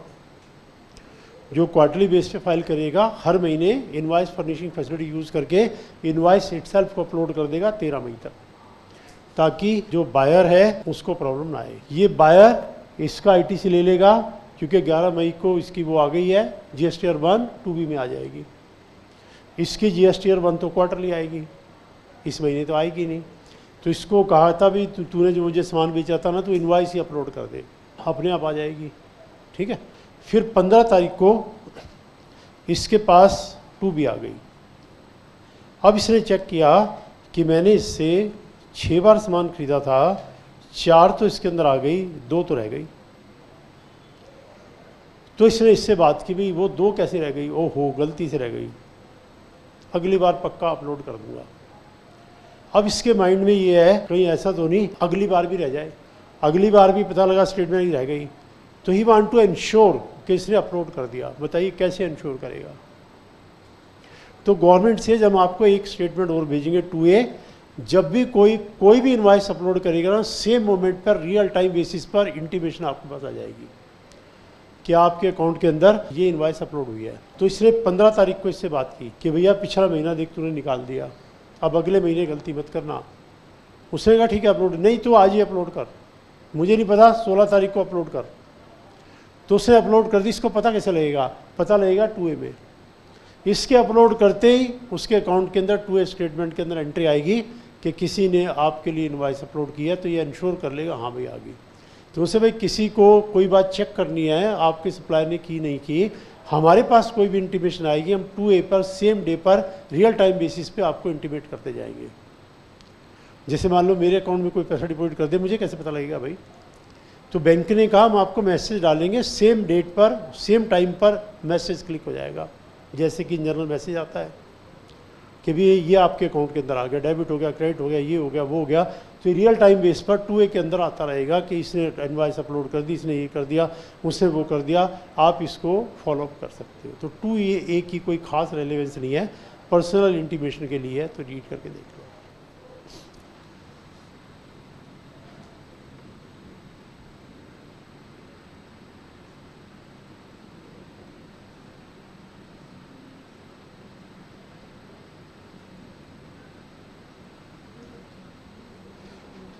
अच्छा, एक जो चैप्टर जिसके हैं मैं सब में क्लासेज लिखवा दूं, किस चैप्टर में कितनी क्लास लगेगी, फिर उससे अंदाज भी लग जाएगा आपको। पेज नंबर 3 निकालना जरा, सब चैप्टर में नोट करवा देता हूँ कितनी कितनी क्लास है। 3rd पेज पे, पेज नंबर 3 पर देखो। अभी हमारा चल रहा है रिटर्न आज फिनिश कर लेंगे, कुछ छोटा मोटा पार्ट बचा भी तो देख लेंगे। पेमेंट ऑफ जीएसटी में लिखो 1, एक क्लास का चैप्टर है पेमेंट ऑफ जीएसटी। वो ऑलरेडी हमने डिस्कस भी कर लिया, क्रेडिट लेजर, कैश लेजर वगैरह वगैरह। फिर आईटीसी इनपुट एस्क्रेडिट, ये 3 क्लास का है, ये डिटेल्ड चैप्टर है। रजिस्ट्रेशन आगे 2 क्लास का है, 7th chapter registration 2 class. Composition scheme 1 class, composition का मैक्सिमम पार्ट मैंने आपको बता दिया है, फिर भी 1 क्लास लिखो। मीनिंग ऑफ सप्लाई 2 क्लास,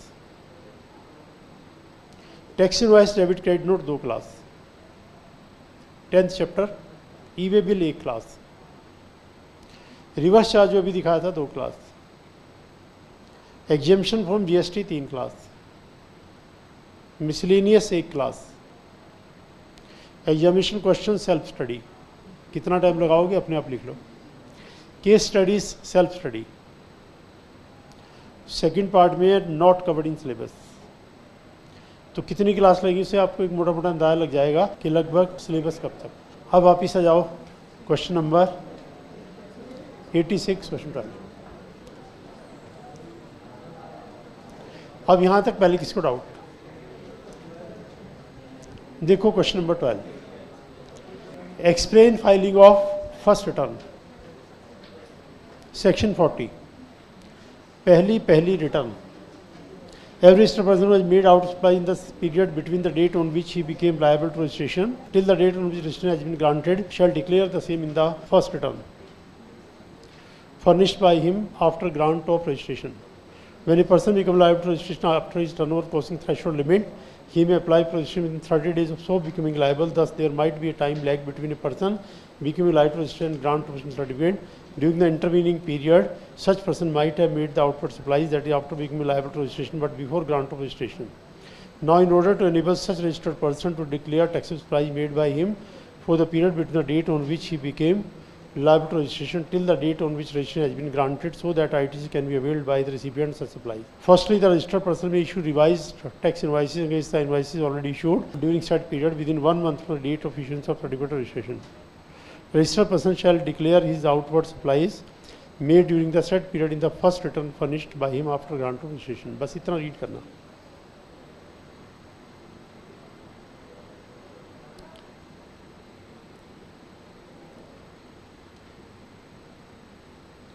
देखो मीनिंग बताता हूँ मैं आपको. 14 जुलाई 22 लिमिट 40 लाख मेरी क्रॉस कर गई, तो मुझे रजिस्ट्रेशन करवाना है. ठीक है, बट गवर्नमेंट से 30 डेज का टाइम आपके पास है, इतनी कोई जल्दी नहीं है. भर देना RG1 फॉर्म, अप्लाई करने के लिए 30 डेज का टाइम है.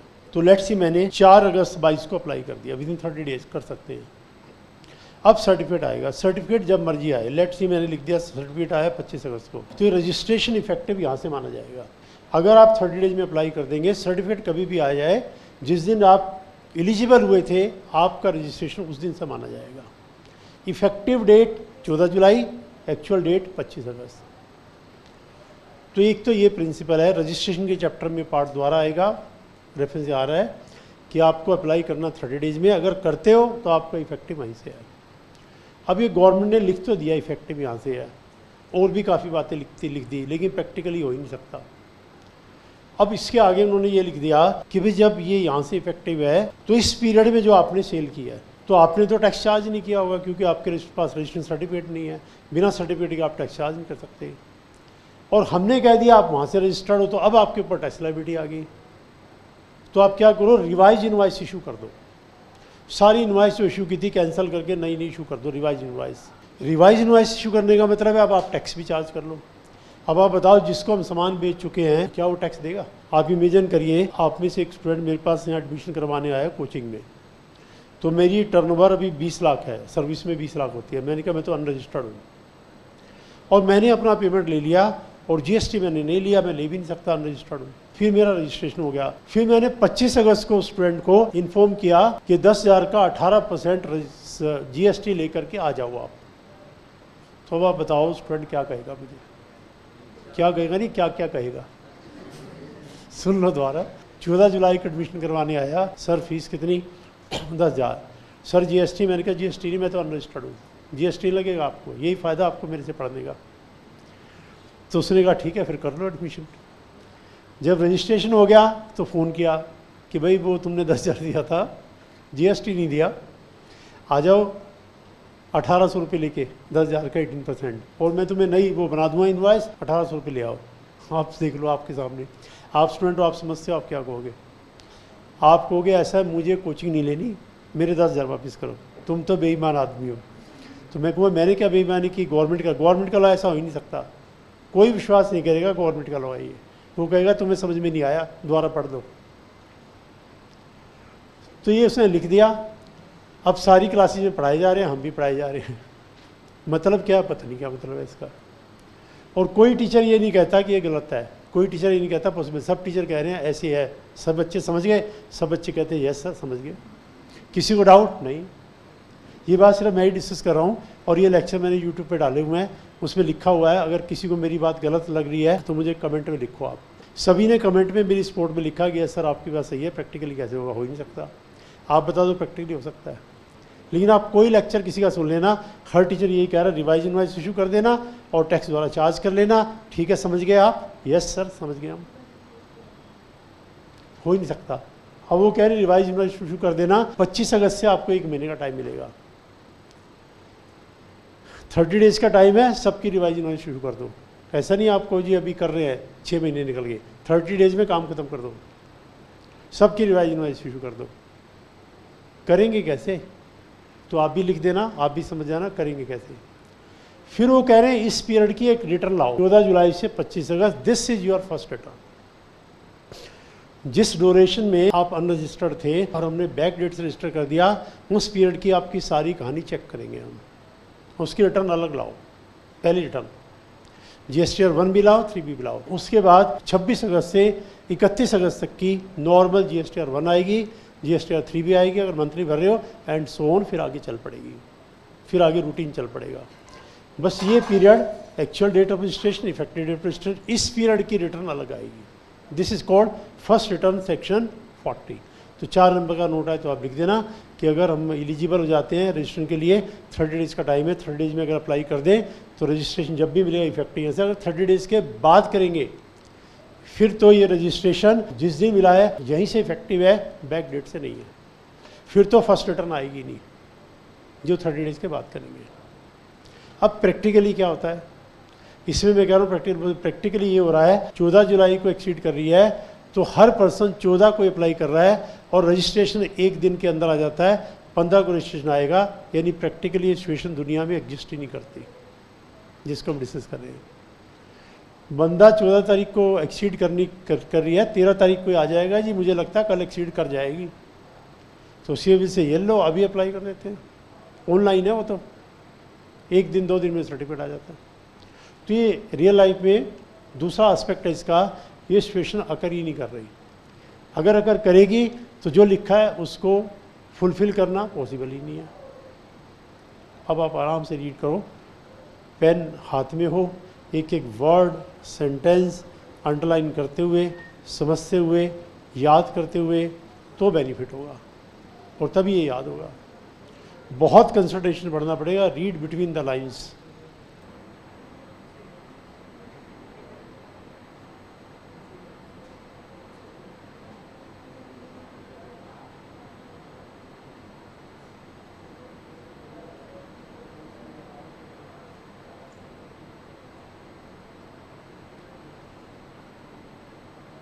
देखिए प्लीज वंस अगेन, 14 जुलाई को हमारी फिगर क्रॉस की है, तो ऐसा नहीं जिस दिन क्रॉस करेंगे उसी दिन अप्लाई करो, 30 डेज़ का टाइम है।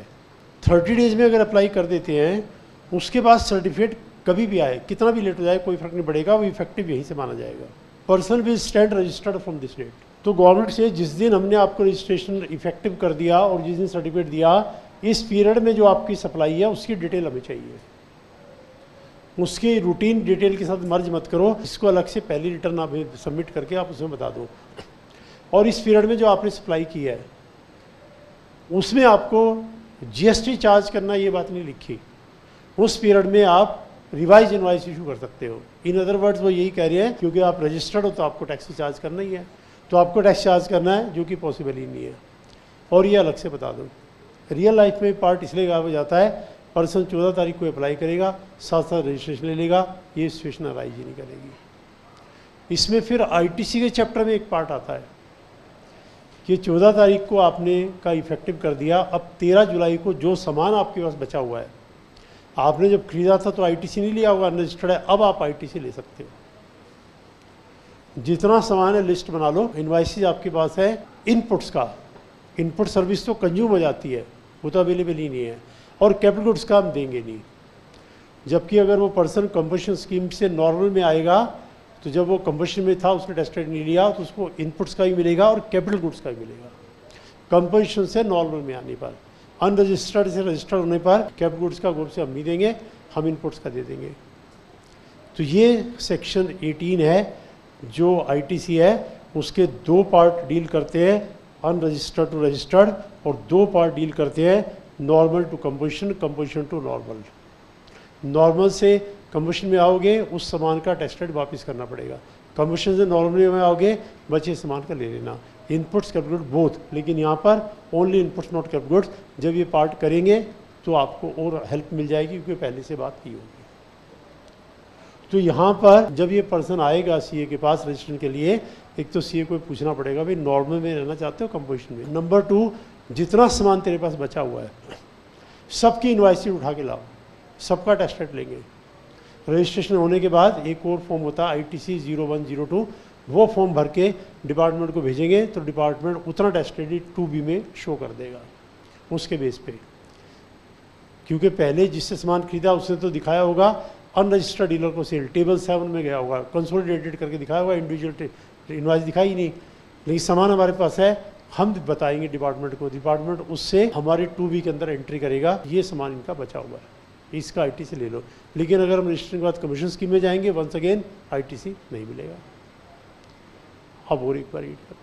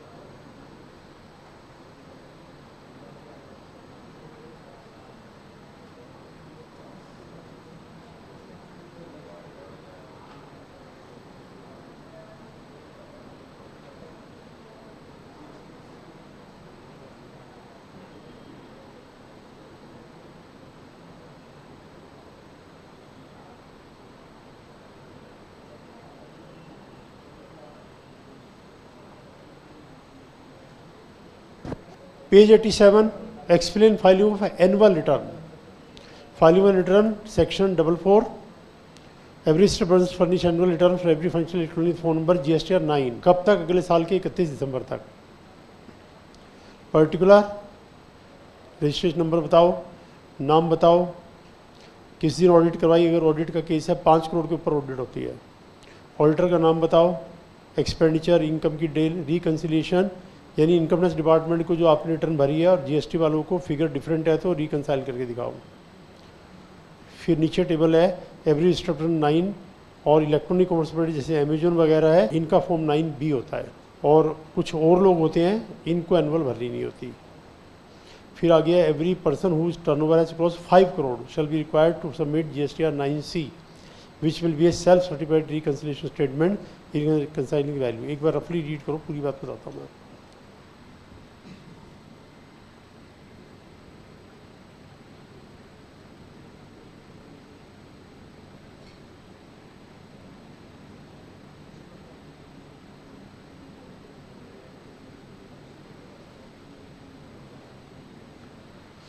देखिए अब इस बात को, एनुअल रिटर्न किसको भरनी है? एवरीवन। एवरीवन मतलब नॉर्मल टैक्स पेयर। कंपोजिशन वाले की को भी भरनी है लेकिन फॉर्म डिफरेंट है, इसका डिफरेंट है। और जो अमेजोन वगैरह है, जो ये इलेक्ट्रॉनिक कॉमर्स ऑपरेटर हैं, इनका फॉर्म अलग है 9B। ये सेक्शन 52 में आता है। 50 के आगे कोई सेक्शन सिलेबस में नहीं है, ये वैसे ही आपकी इन्फॉर्मेशन के लिए लिखा है। फिर अगर मैं ऑडिट की बात करूं, इनकम टैक्स में था 100 लाख, 50 लाख, प्रोफेशन 50, बिजनेस 100, इसमें सभी का 500 लाख है, बिजनेस प्रोफेशन का डिफरेंस नहीं है। फिर इनकम टैक्स में कुछ वो पार्ट भी था 5% वाला जिसमें 1000 लाख तक था, वो पार्ट भी इसमें नहीं। इसमें सीधा एक ही सिंपल सिस्टम है, बस 5 करोड़ क्रॉस किया तो ऑडिट करवा लो। अब इसमें एक प्रॉब्लम ये आती है, देखिए मैंने जो है रिटर्न भरी GST की और रिटर्न भरी इनकम टैक्स की। अब यहाँ पे जिस पर GST लग रहा है वो मैंने टर्नओवर में दिखा दिया, इसमें GST लग रहा है। जिस पे नहीं लग रहा, जैसे मान लो मेरी बुक्स की भी शॉप है, स्टेशनरी की भी शॉप है, ये टर्नओवर 40 लाख है, ये 60 लाख, तो मैंने 40 लाख दिखा दी, इस पर GST लग रहा है, ये नहीं दिखाए। जबकि इनकम टैक्स दोनों पे है, तो इनकम टैक्स में मैंने टर्नओवर 100 लाख दिखा दी, तो कह रहे यहाँ दिखा रही हो 40, वहाँ दिखा रही हो 100, रिकनसाइल करवाओ। तो मैं इस 40 में स्टार्ट करूँगा add supply on which GST not leviable, और ये रिकनसाइल करते हैं। बैंक रिकनसिलिएशन आप बनाते हो, ये GSTR 9C के अंदर एक ये रिकनसिलिएशन स्टेटमेंट बनानी है। और वो कह रहे हैं आप खुद ही सर्टिफाई कर देना कि सब ठीक है, आप खुद ही सिग्नेचर करके दे। पहले था CA से करवाना, अब CA का हटा दिया है कि पर्सन खुद ही कर दे, एक नीचे डिक्लेरेशन दे दे कि I certify that it is correct. Reconciliation statement साथ में वो लग जाएगी। अब रीड करके देख लो।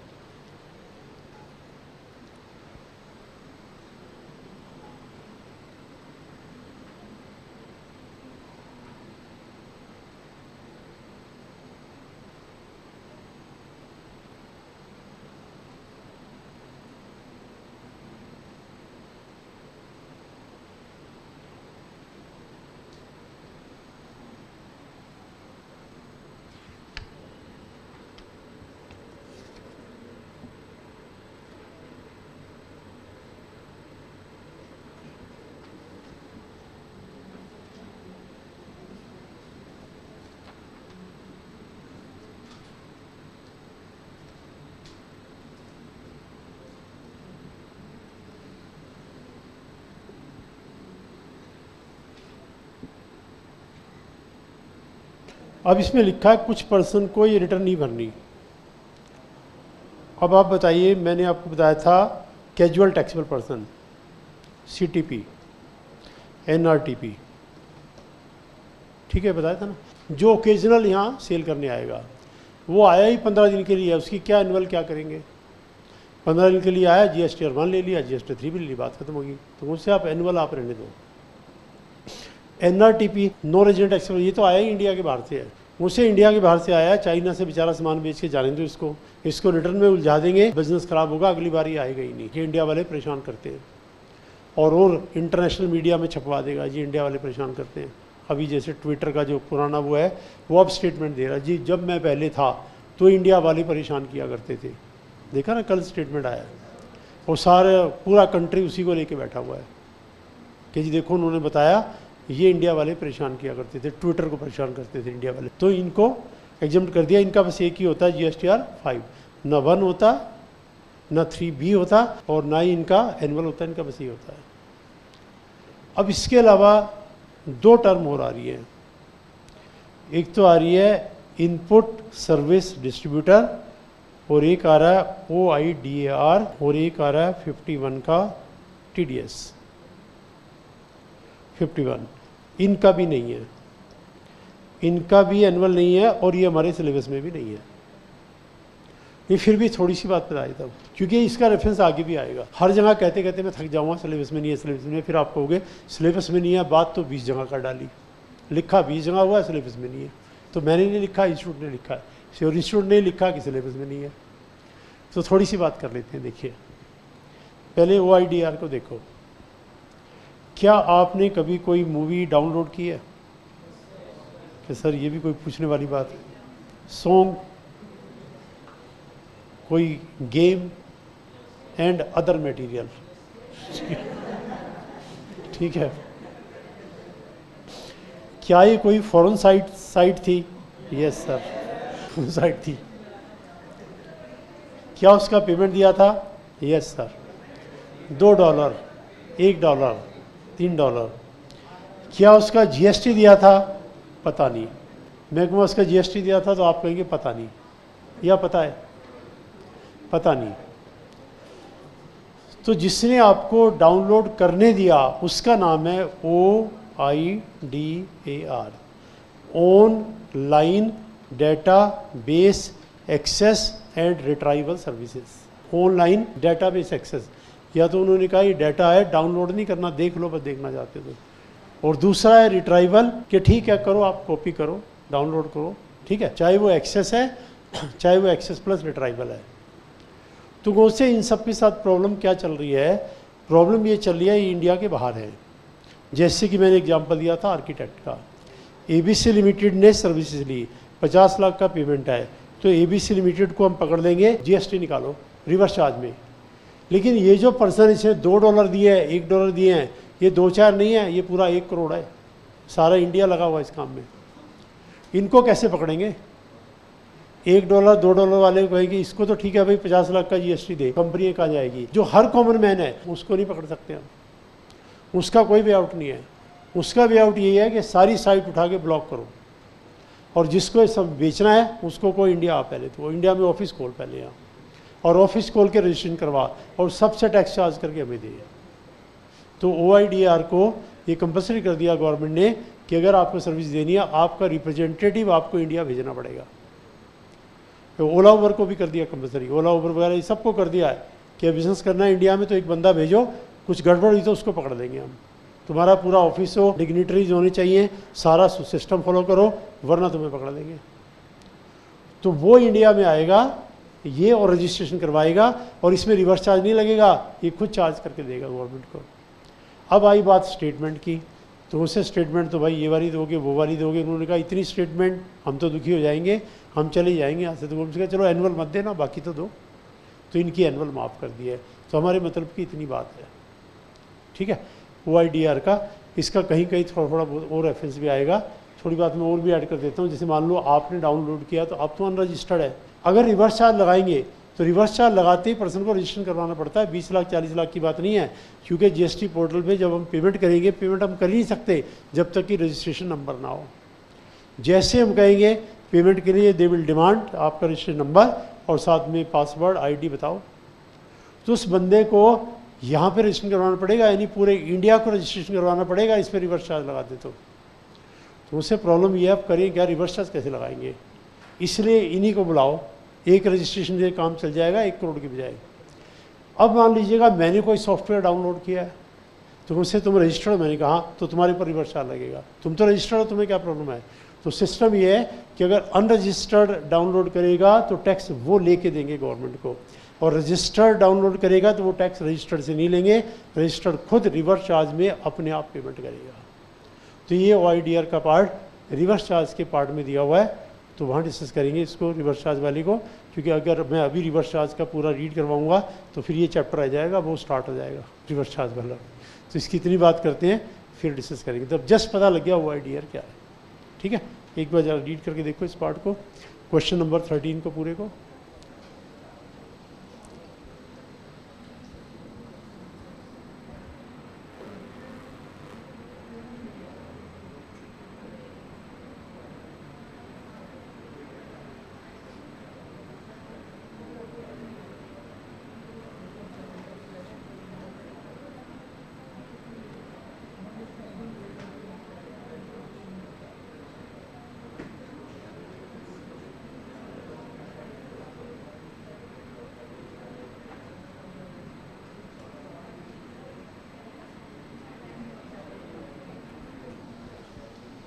अब इसमें एक आ रहा है इनपुट सर्विस डिस्ट्रीब्यूटर, ISD।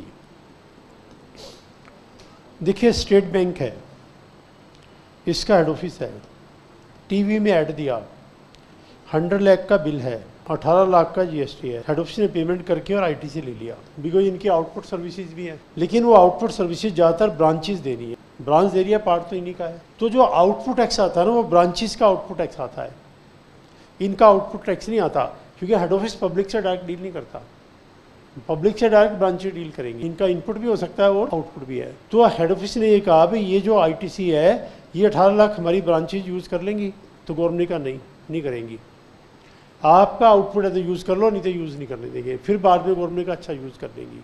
आप ऐसा करो, इसको आप ट्रांसफ़र कर दो अपनी ब्रांचेस को, जितना जितना इसको ट्रांसफ़र करना है, और पूरा इसका सिस्टम डेवलप किया।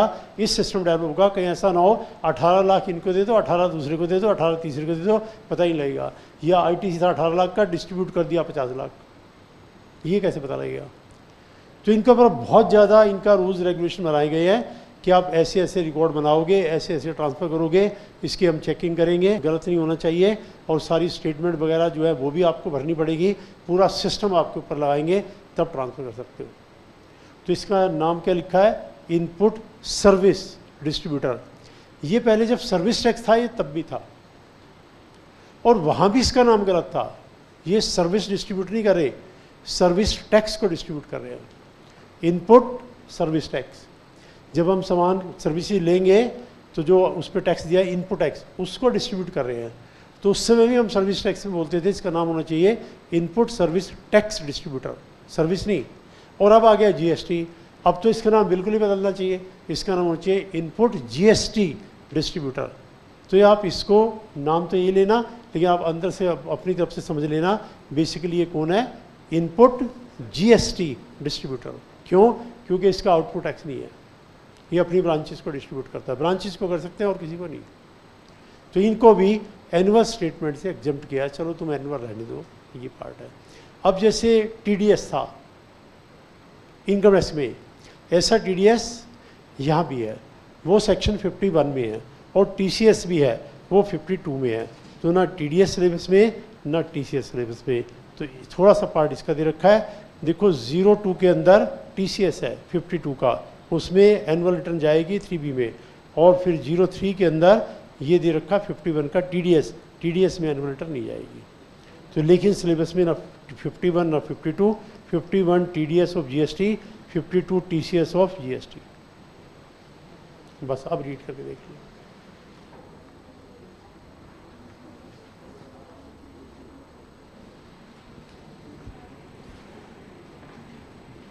चलिए बाकी अब ब्रेक कर लेते हैं, ब्रेक करके बचा हुआ पार्ट रिटर्न का करेंगे।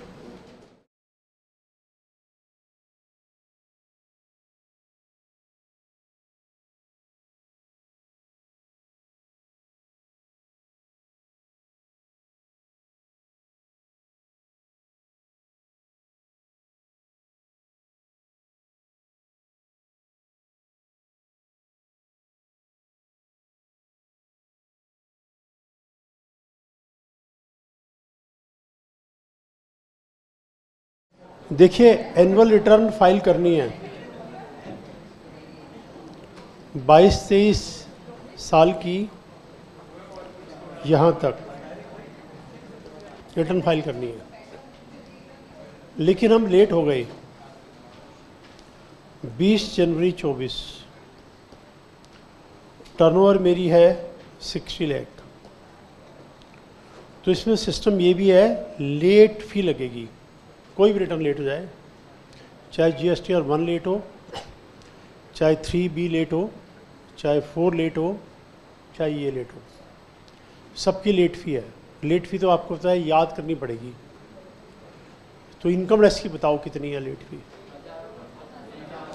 कभी 1000, कभी 5000। इसमें ऐसे नहीं, इसमें पर डे है, इतने रुपये पर डे, इतने रुपये पर डे, इतने रुपये पर डे।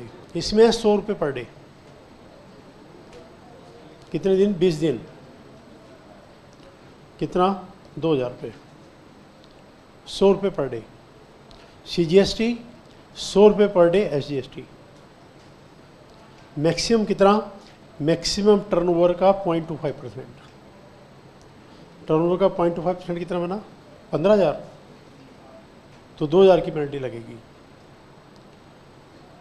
और अगर मैं लेट हो जाऊं 100 डेज तो 10,000, 15,000, 10,000 की लगेगी। लेट हो जाऊं 200 डेज 20,000, 20,000 नहीं 15,000 लगेगी। 100 रुपये पर डे, टर्नओवर के 0.25% से ज़्यादा नहीं। इसमें पेनल्टी का सिस्टम ये रहेगा। इतना ही CGST, इतना ही SGST। देखो इस पार्ट को रीड करा देता हूँ। पेज नंबर 88 पर सेंटर में देखो, penalty for delay in filing annual return. Any registered person who fails to furnish annual return under 45 due date shall be liable to pay a late fee 100 every day, during which failure continues subject to maximum of an amount calculated 0.25% of turnover. Delay 20 दिन, turnover 60, penalty 2,000. Delay 20 days, turnover 10 lakh, penalty 2,000. Delay 40 days, turnover 10 lakh, penalty 4,000 नहीं 2,500. Delay 100 days, turnover 50 lakh, तो penalty 10,000।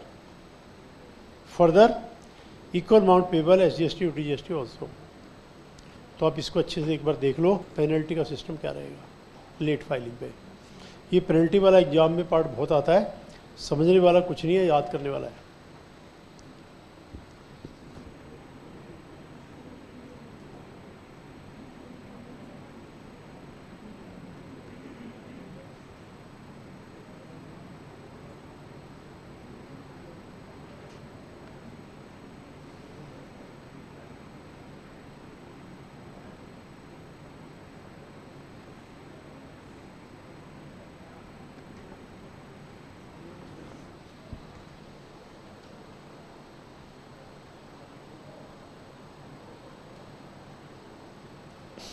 देखिए 22-23, 31-12-23 annual return file किया है 10 जुलाई 24 को। Turnover है let's see 40 lakh. Calculate the amount of penalty. CGST निकाल लो, SGST उतना ही हो जाएगा। करिए कैलकुलेट। इस तरह से क्वेश्चन एग्जाम में आता है, compute the amount of penalty payable. तो फटाफट रजिस्टर पे लिखो, कैलकुलेट कर लो।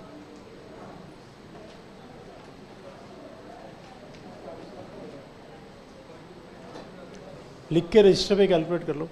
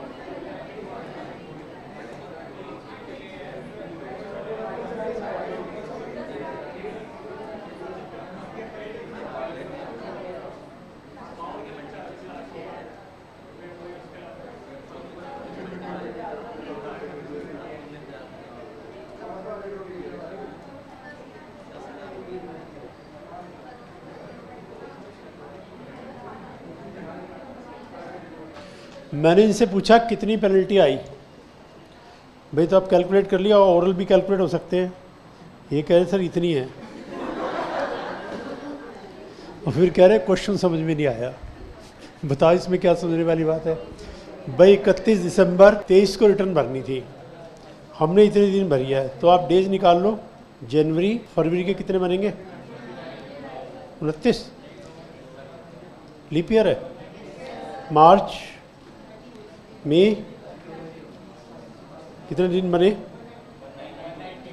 192, ठीक है। 19,200 और कितना, विच एवर इज लोअर, 10,000। इसमें क्या समझ रहे हैं? कुछ नहीं समझ। इतने सारे एग्जाम्पल बुक में किए थे हमने, वही तो लिखा मैंने। मतलब 0.25% ऑफ दी टर्नओवर से ज़्यादा नहीं लगेगी, हाईएस्ट इतना, बाकी 100 रुपये पर डे। इसके टर्नओवर में 60 लाख लिख दूं तो अब कितना? 15,000। अगर मैं 100 लाख लिख दूं तो अगर 100 लाख लिख दूं तो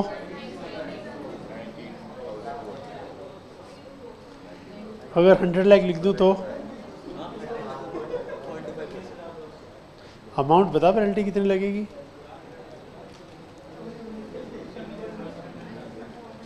अगर मैं 100 लाख की टर्नओवर लूँ लिख दूँ तो पेनल्टी कितनी लगेगी? ये क्वेश्चन है।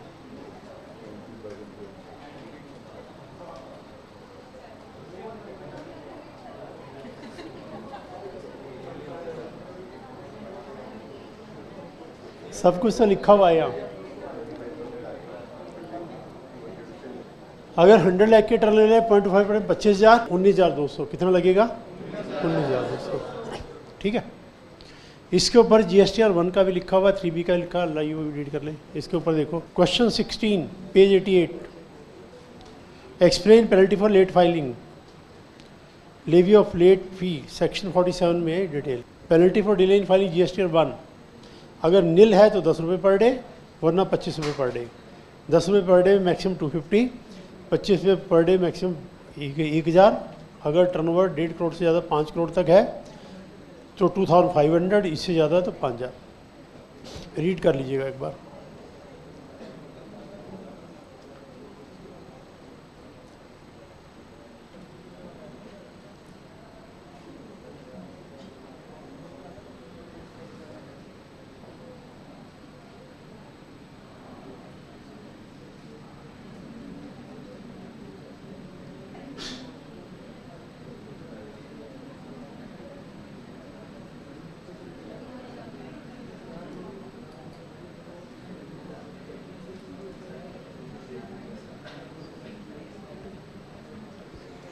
देखिए मुझे GSTR 1 भरना है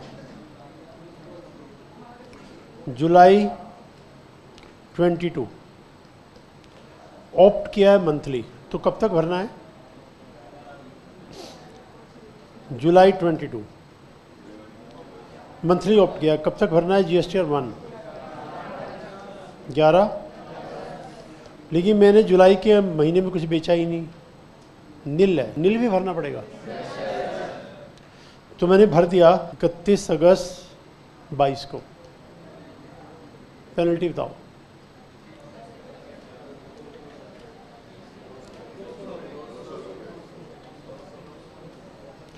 ₹10 पर डे, कितना बना? 200। लेकिन अगर मैं और लेट हो जाऊं, 40 डेज लेट हो जाऊं, 400 मैक्सिमम कितना? 250। फर्स्ट पार्ट क्लियर हो गया। लेकिन नहीं, मेरी इसके अंदर सप्लाई थी और मैं लेट हो गया, और मेरी turnover 1.5 crore, more than 1.5 up to 5, more than 5। अब इसमें 3 कैटेगरी चलेंगी। इसमें मैक्सिमम 1000, मैक्सिमम 2,500, मैक्सिमम 5,000, वैसे पर डे 25 पे पर डे मैक्सिमम की लिमिट है। 1.5 करोड़ वाले मैक्सिमम 1000, 1.5 से ज़्यादा 5 तक मैक्सिमम 2,500। इतना CGST है, इतना SGST भी है, सेम अमाउंट। अब बताओ, अगर रिटर्न मैंने भरी है इस पर्टिकुलर डेट को, तो मेरी पेनल्टी कितनी, और मेरी टर्नओवर बता देता हूँ, ये है 1.5 करोड़।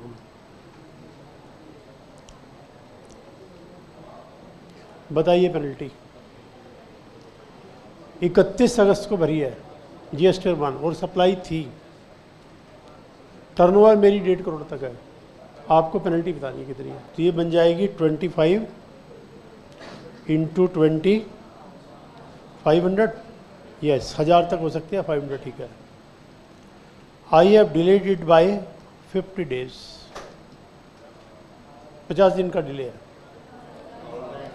12,500 लेकिन 1000, लेकिन अगर टर्नओवर इस कैटेगरी में हो 12,500 मैक्सिमम इतना है, ये बन जाएगी 1250, ठीक है। अब दोबारा रीड करके देख लो, पेनल्टी का क्वेश्चन एग्जाम में बहुत आता है।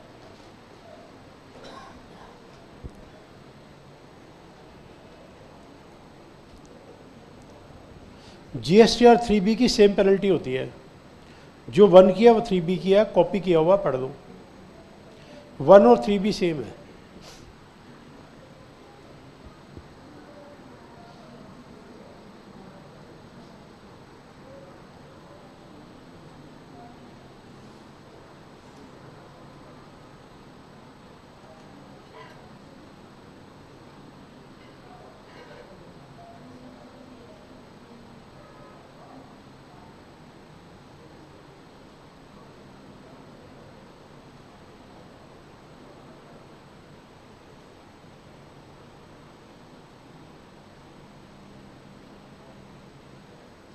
GSTR 4 की भी सेम है, आगे देखो, GSTR 4 कंपटीशन डीलर की सेम पेनल्टी है।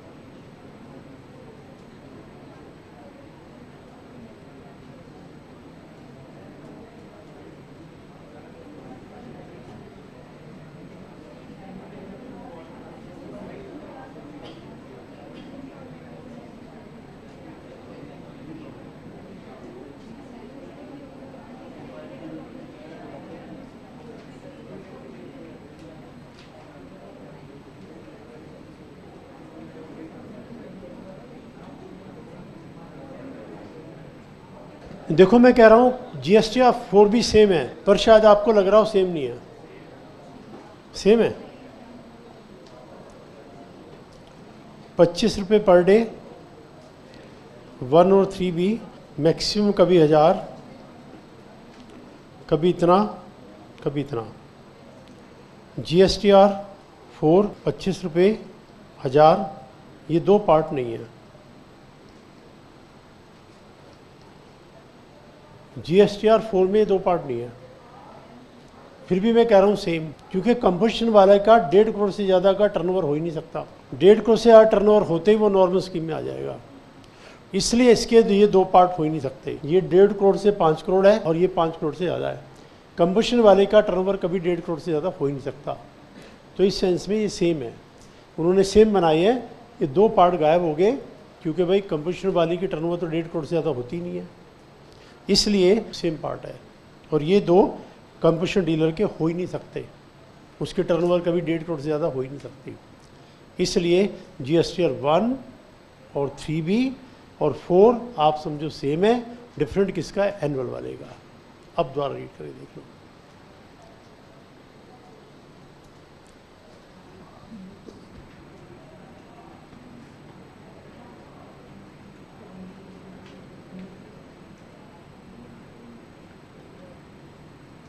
हाँ जी बताइए, क्लियर।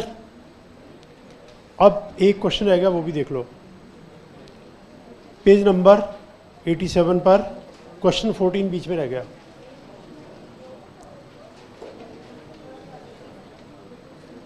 (87) पर क्वेश्चन नंबर 14, फाइनल रिटर्न।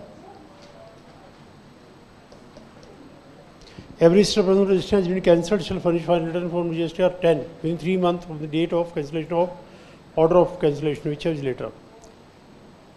देखिए इसका मतलब, एक रजिस्टर्ड डीलर है, उसने 15 नवंबर 22 को एप्लीकेशन लगाई कि जी मेरा रजिस्ट्रेशन कैंसिल कर दो, मैं 1 दिसंबर 22 से बिज़नेस बंद कर रहा हूँ, जब बिज़नेस बंद करेंगे कैंसिल करवा लो। 27 नवंबर 22 को डिपार्टमेंट ने लेटर भेजा, agreed your registration stands cancelled with effect from 1/12/22। तो ये कहलाएगी डेट ऑफ कैंसिलेशन, ये कहलाएगी date of order of cancellation. Cancel के ऑर्डर पास कर दिए गए हैं 27 तारीख को, कैंसिल कब से होगा? 1 दिसंबर से। तो दोनों में से लेटर ये रहा, यहाँ से 3 महीने के अंदर अंदर एक लास्ट फाइनल रिटर्न फाइल कर दो। रजिस्ट्रेशन जब आपसे करवाया था तो आपसे फर्स्ट मांगी थी, अब ये लास्ट मांग रहे हैं, फाइनल। इसके बाद कोई रिटर्न नहीं, हमारी आपकी बात ख़त्म, ब्रेक ऑफ, तुम खुश हम खुश, फाइनल रिटर्न। पढ़ के देखो।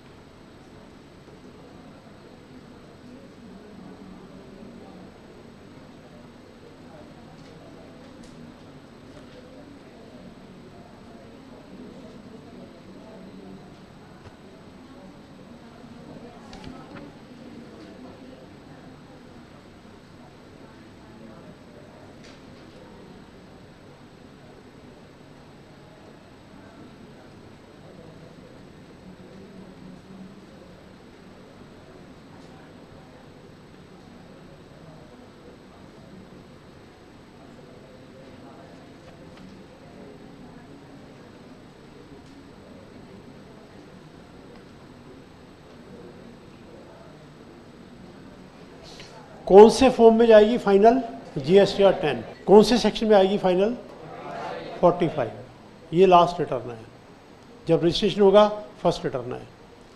जब रजिस्ट्रेशन चलता रहेगा GSTR 1, 2B, 3B है। एनुअल GSTR 9 है। सब कुछ ख़त्म 10 है। फर्स्ट 40 में है, फाइनल 45 में है, एनुअल 44 में है। 1 GSTR 1 37 में, 2B 38 में, 39 में, 3B। नोटिस देंगे आपको, रिटर्न फाइल नहीं कर रहे हो आप, 46 में। पेनल्टी लगाएंगे 47 में। तो 37, 38, 39, 40, 41 बीच में नहीं है, वो किसी और चीज़ का है। 42 नहीं है, किसी और चीज़ का है। 43 नहीं है, किसी और चीज़ का है। फिर 44 है, 45 है, 46 है, 47 है। अब जो इंडेक्स स्टार्टिंग में है उस इंडेक्स में लाइए, अपडेट कर लेते हैं। पेज नंबर 4 पे आइएगा, सेक्शन 37 से देखिए। 37 टिक, 38 टिक, 39 टिक, 40 टिक। 41 पे अभी कुछ नहीं करना, 41 पे अभी कुछ नहीं करना। 42 क्रॉस करना है। 42 ना सिलेबस में है ना एक्ट में है। 43 ना सिलेबस में है ना एक्ट में है, ये एक्ट से भी ख़त्म हो गया। 42, 43, 42 एंड 43। 43 ए को अभी कुछ नहीं करना। 44 ए टिक, 45 टिक, 46 टिक, 47 टिक। उसके आगे 51 पे छोटा क्रॉस, TDS मैंने बता दिया सिलेबस में नहीं है। 52 पे छोटा क्रॉस, TCS सिलेबस में नहीं है। वैसे 50 के बाद कोई सिलेबस में नहीं है, लेकिन इनका डिस्कशन होगा इसलिए मैंने इन पे क्रॉस करवाया, बाकियों पे नहीं कराया। डिस्कस करके क्रॉस करेंगे। 51, 52 को मैंने ब्रीफली बता दिया इसलिए क्रॉस करवाया, ब्रीफली बता के क्रॉस करवाऊंगा मैं।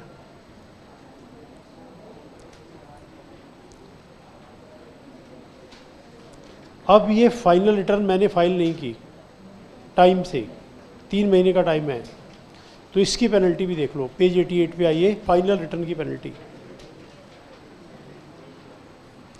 पेज 88 पर एनुअल रिटर्न के नीचे final penalty for delay in filing final return, 3 महीने में फाइल करनी होती है। 100 रुपये पर डे लगेगा, maximum 5000। Average required to furnish return for whose return has been surrendered cancelled. Date of final return shall be जिस दिन ऑर्डर हुआ है वो डेट, और जिस दिन से कैंसिल है वो डेट, दोनों में से बाद की डेट।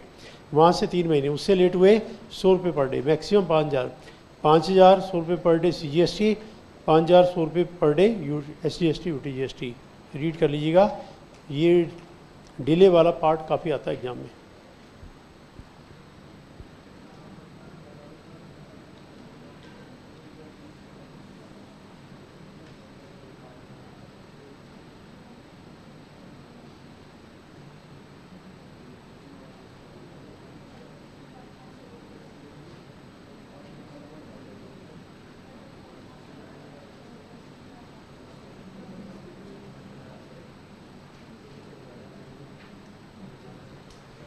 तीन महीने का टाइम है फाइनल रिटर्न। फाइनल मतलब सारा बताओ, कोई टैक्स वैक्स बचा तो नहीं हुआ, कहीं सर्टिफिकेट कैंसिल करवा लो, टैक्स लेना तो छोड़ ही दिया। फिर कितना सामान तुम्हारे पास बचा है ये बताओ, क्योंकि उसका तुमने ITC ले रखा है। अब वो सामान थोड़ा कभी बिकेगा, उसका ITC वापस करो। जो सामान बच गया है, तो जो सामान बच जाता है उसकी पूरी डिटेल सबमिट करनी है, उनका सबका टेस्टेड वापस करना पड़ेगा। सेक्शन 29(5) है, बाद में आएगा, कैलकुलेशन कैसे करेंगे। हिंट मैं दे रहा हूँ, जो सामान बच गया बिकेगा तो है नहीं, कि सर्टिफिकेट कैंसिल हो गया। कैंसिल के बाद बेचोगे तो GST चार्ज नहीं कर सकते, कैंसिल हो गया, ITC तो वापस करना पड़ेगा। तो बेसिक पर्पज़ फाइनल रिटर्न का ये है कि उसकी डिटेल चाहिए गवर्नमेंट को, उसका टैक्स रखवाएंगे इससे, और बाकी सब मैटर क्लियर हो गया। Final return section 45, time 3 month. 3 month कहाँ से? जिस दिन उन्होंने लेटर इशू किया वो डेट, और जिस दिन से रजिस्ट्रेशन कैंसिल होगा वो date, whichever is later. Delay होने पर 100 रुपये per day, maximum 5000। 5000 CGST, 5000 SGST। Doubt देख लीजिएगा। अब एक फालतू का क्वेश्चन, पेज 89। रिटर्न का फ़ायदा क्या है? रिटर्न के फ़ायदे तो बहुत हैं, इससे पर्सन की सारी बात हम निकाल लेते हैं, उसको कंट्रोल कर लेते हैं। और ये आप रीड करके देख लो, ये क्वेश्चन आया नहीं कभी एग्जाम में, मतलब ऐसे ही फालतू में लिखा हुआ है, ये फ़ायदा वो फ़ायदा। जैसे वो एग्ज़ाम में लिख के आते हैं ना, माई बेस्ट फ्रेंड का ऐसे, ऐसे ही है ये, कुछ भी लिख दो।